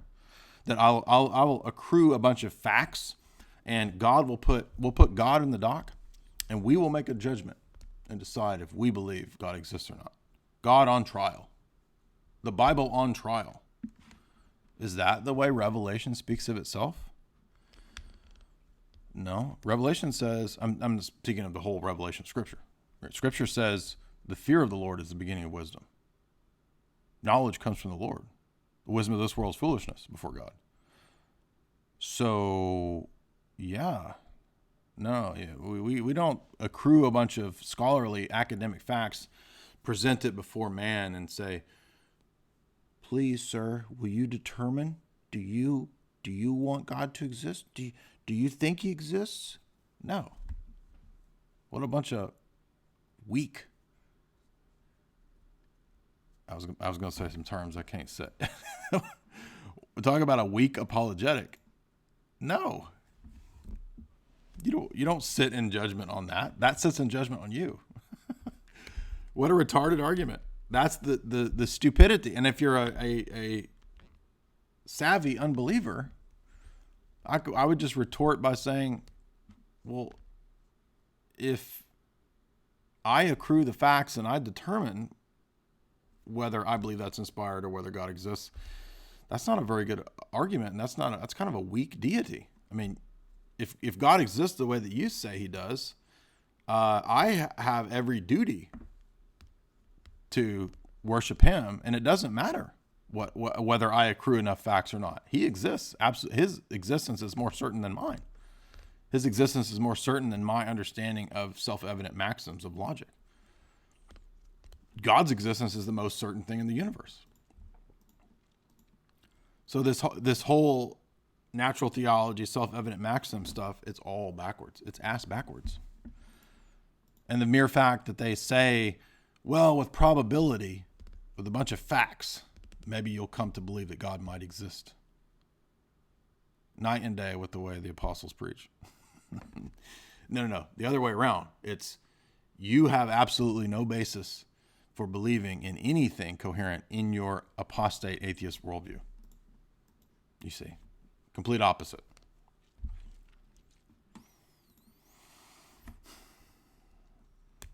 So with the Protestants then, we want to touch on their erroneous analogia, which historically is not analogia entis, but an even stupider doctrine. Well, it's equally stupid because they're both based on faulty anthropology and theology, and they both have ADS as their basis.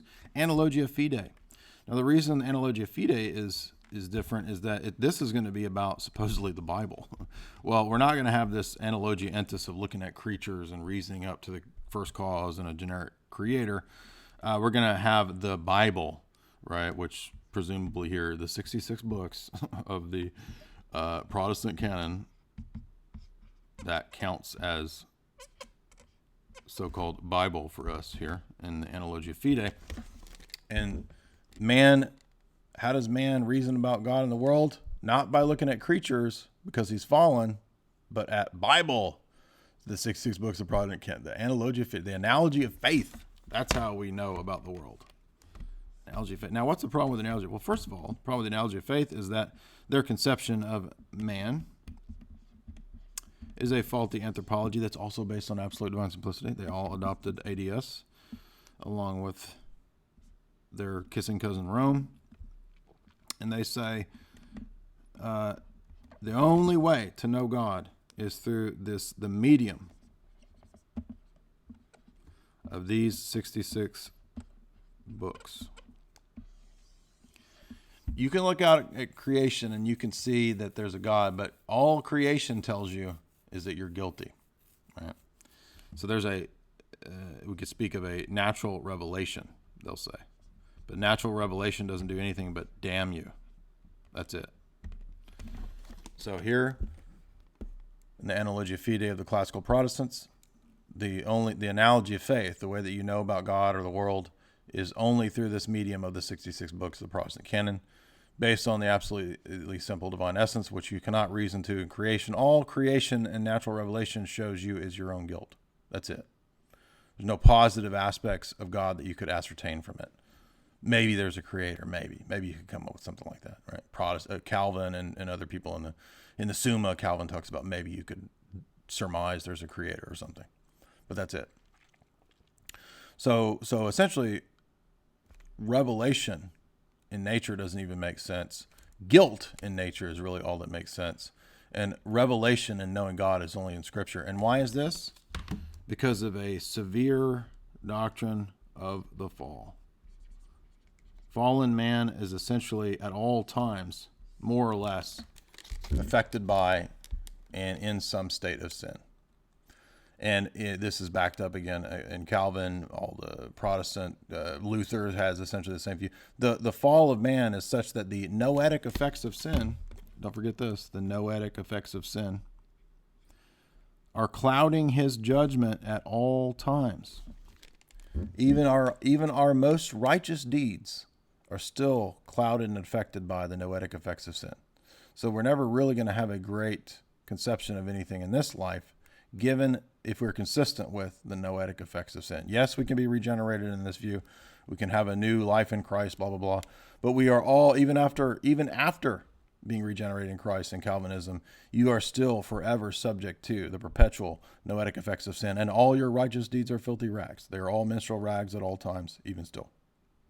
That is consistent Calvinism and Lutheranism on this fallen view. Okay? But there's a problem here, because if the noetic effects of sin are that, then that doesn't help me very much in this medium of these 66 books either. Because the way that my mind tries to interpret and understand these 66 books about this super simple essence, supposedly, I don't get this right. How do I have certitude if this is the truth about the noetic effects of sin? And by the way, when you tell me this, Mr. Calvinist, how do you know that that's right? That you've interpreted these 66 books correctly, given the noetic effects of sin on you? You try to get all dogmatic and bombastic with me, Mr. Calvinist. Excuse me, what about the noetic effects of sin on you? Right? I mean, you reject the infallibility of the Pope because of this, because of the fall of man. No man is infallible. No man infallibly interprets the scriptures. We are at all times, all of our righteous deeds are filthy rags, including our mental noetic actions. They're also filthy rags affected by sin perpetually forever in this life. Therefore, anytime you talk about this, it's essentially gobbledygook. And I know you believe in the work of the Holy Spirit and all this stuff. You give credence to all this stuff, but it doesn't matter because you also say this is the reality of the noetic effects of sin. So essentially, this is no better than the Roman Catholic analogia entis. It's just a different way of construing the exact same problem of ADS, but having a different view of the fall of man, having a more radical view of the fall of man from Thomism. So two paradigms here about the effects of the fall of man.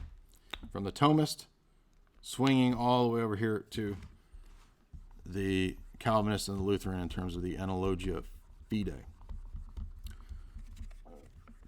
Secondly, we can continue to ask a whole bunch of other problematic questions. How do you know that you have the right canon of Scripture? If the noetic effects of sin are such that they have damaged everyone after the fall, such that they can never have infallibility, then the canon itself is subject to flux and not infallible. So it's completely self-refuting and stupid from the get-go. Just refer back to the debate with R.C. Apologist, the Calvinist guy that I debated. All right.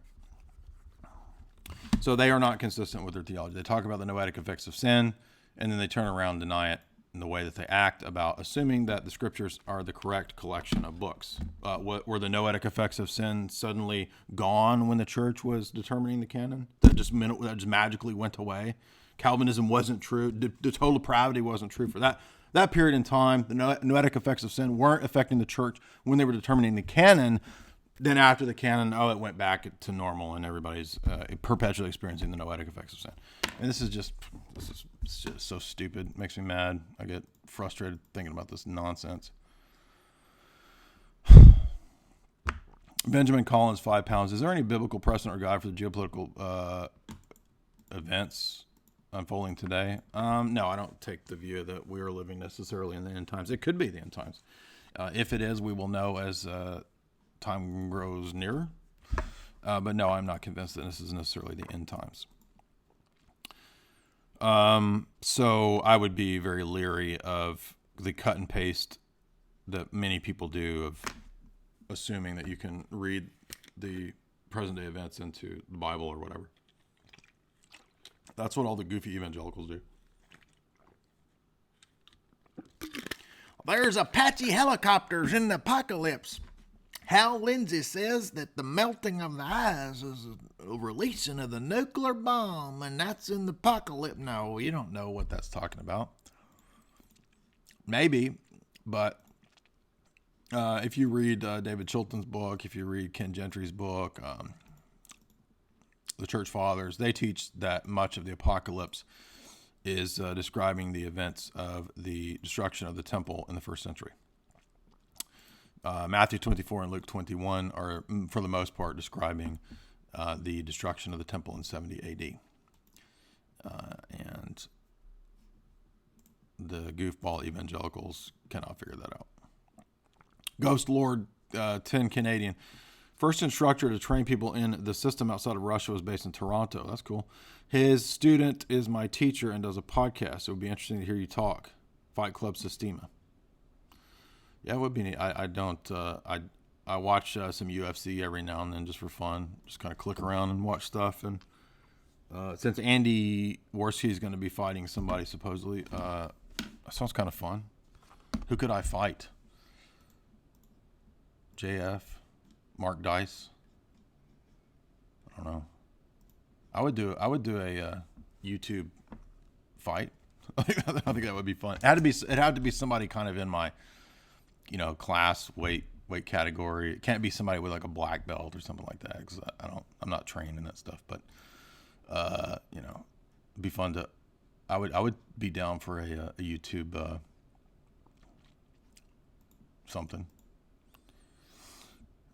But it's got to be somebody in my weight category and somebody who's not like a black belt or whatever.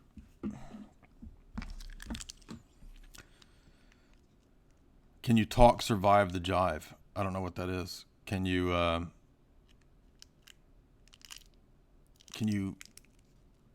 John Copley, can you be more specific as to what that is? Owen Schroyer. I bet I could take one. I think I could take him. I'm 6'2". Pretty big guy. I'm fit, not super buff, but fit. He's a pagan YouTuber. I don't know anything about him. This candy is spicy. I shouldn't have eaten that. Anyway, yes, Isaac Newton was anti-Trinitarian, and he was a STJ is an alt-right YouTube channel. I mean, we'll do some streams on paganism. £2 message retracted. I'm not really saying I want to fight Jay. I was just saying, joking about who would. Since Andy is going to have a YouTube fight with Tonka, and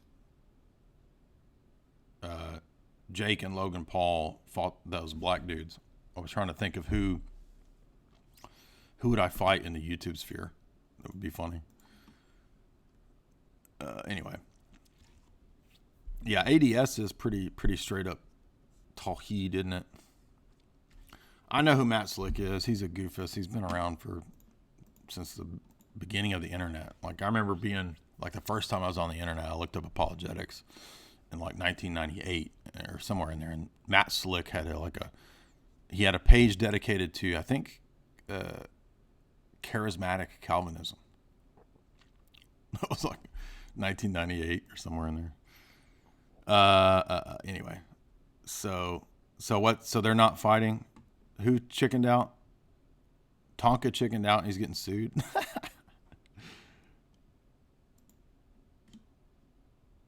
Any news on the debate with Styx and Kokesh? And I think the Chadcast guy's trying to set it up. Styx prefers one-on-ones, so he may not want to do the tag team. I thought the tag team would be fun. I don't know if Styx is going to want to do it though. But we were all talking in a chat group the other day on Twitter about doing it, and there might be a fourth mystery guest who's not Kokesh. It might be a different person defending the libertarian ethos, bigger name than Kokesh. So that might happen too.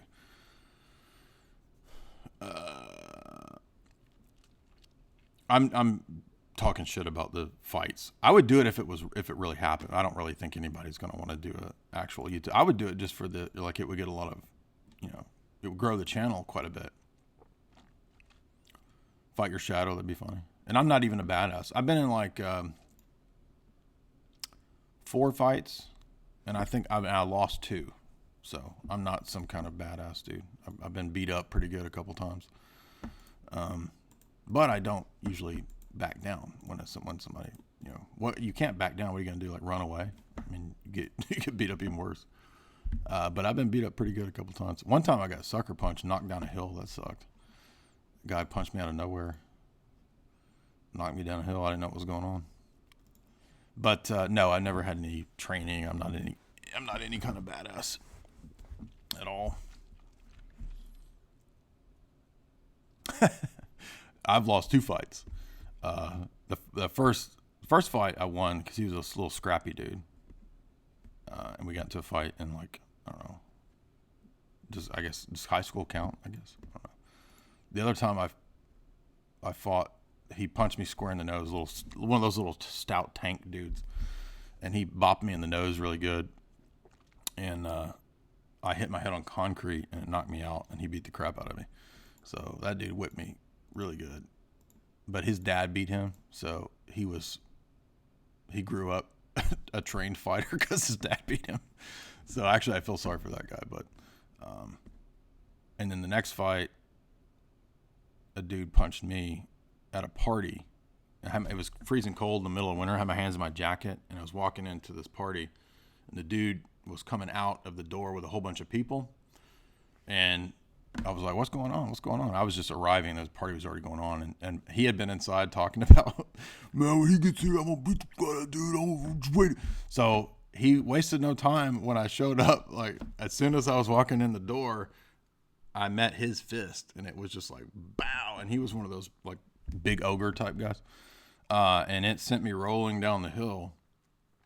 The party was in the basement of this house. And I didn't know what was going on. Like, I woke up and I was like, what just happened? I literally didn't know what was going on. And I saw him running down the hill at me, and I was on my knees, like, cause I'd rolled down this hill, and I got up to his so that was basically his punching bag that night. And the only thing I came out of that fight with was like a little bit of a black eye and a little bit of a bleeding lip. So he didn't damage me too bad. That first fight I got in, though, that guy whipped me really bad. Like my face was like, I looked like sloth after that fight. But no, I'm not a big fighting dude. But I will say the last 3 times I almost got into a fight, the dudes backed down. I will say that. So there was this fat guy, this chunky guy in my college classes. He was always talking smack every day because he would try to debate and he would lose debates and he'd get really mad. And so he kept talking smack one day after class, and I was like, you know what, dude, I've had enough of this. I was like, let's just do this, dude. And he talked a bunch of smack and then just walked off. And I was like, what's up, dude? I thought you were going to talk all the smack for the whole fucking season of college, and then you walk off. But I think he looked like Jerry Garcia, so I probably could have taken him. Anyway, I'm not a fighter, though. I would most likely get beat up if I fought somebody. I can arm wrestle okay. I'm not, but I'm not some kind of whiz. I do punch pretty hard, though. I will say that. I punch pretty hard. But if somebody can punch me, I'll probably go down. I kind of have a glass jaw, so I can be knocked out pretty easy. Anyway, this is what we're talking about. I was flipping through the streams the other day, and I saw Vox Day was talking about all his martial arts skills and whatnot. And I was thinking how funny it would be.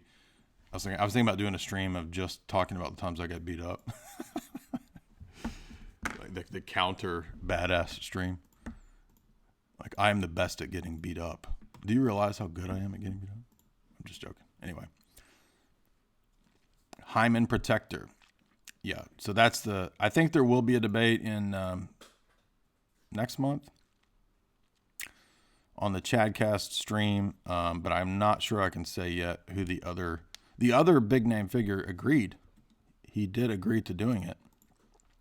But it's a question ultimately of whether Styx wants to do a 2-on-2, and I think we can get him to come around to it, but he doesn't really want to. I want to do a 2-on-2. I think that sounds fun. Debate. But anyway, July says $5. Protect your brain and arm wrestle. Yeah, I'm not any big dude though. Like they're gonna beat you in arm wrestling. Any guy who's like like a naturally big dude, they're just gonna take you down in arm wrestling. So I could challenge Ricky Berwick to a to a YouTube fight. How's that? Anyway, Mark Hackert is a badass. That guy he's a martial arts badass. He could take some mugs. He wins his tournaments all the time. He would beat my ass. I couldn't take Mark Hackert. He would destroy me. Anyway, all right. This has been a good show. I think we're over 2.5. We're almost 2.5. So we did the Calvinist stuff. We'll probably pick back up in the next episode. So, but where I was going to go from here in terms of Revelation is, of course, maybe we'll do this for the subscribers. We'll talk about how we conceive of Revelation in terms of Experience of God, Orthodox Dogmatics, Volume 1, because he goes into great depth in setting it off against Protestantism and Thomism. Fight Kokesh? No, Kokesh would whip my ass probably. Kokesh is a big dude. I think he's a pretty tall dude too, isn't he? He's definitely a pretty buff dude. I think he would whip me pretty good in a brawl. So yeah, so we'll do part 2 about Revelation and how we conceive neither analogia fide or analogia entis, but the doctrine of orthodoxy being, according to St. Maximus and so forth. So not just St. Maximus, but all the other Orthodox theologians. So, but it's very clear in Maximus in terms of how it's not natural theology, natural law. And earlier, as I was talking about, Mark Pazio, or that he's kind of continuing that Enlightenment tradition of natural law, natural theology. Maybe we'll just do another stream. I don't know. We'll see. Maybe we'll continue on this theme. There's a lot more I wanted to hit on, but we covered a lot of ground today. So anyway, thank you guys. A great show. Thank you for all the super chats. Very, very much appreciated. God bless you guys, and we'll be back soon.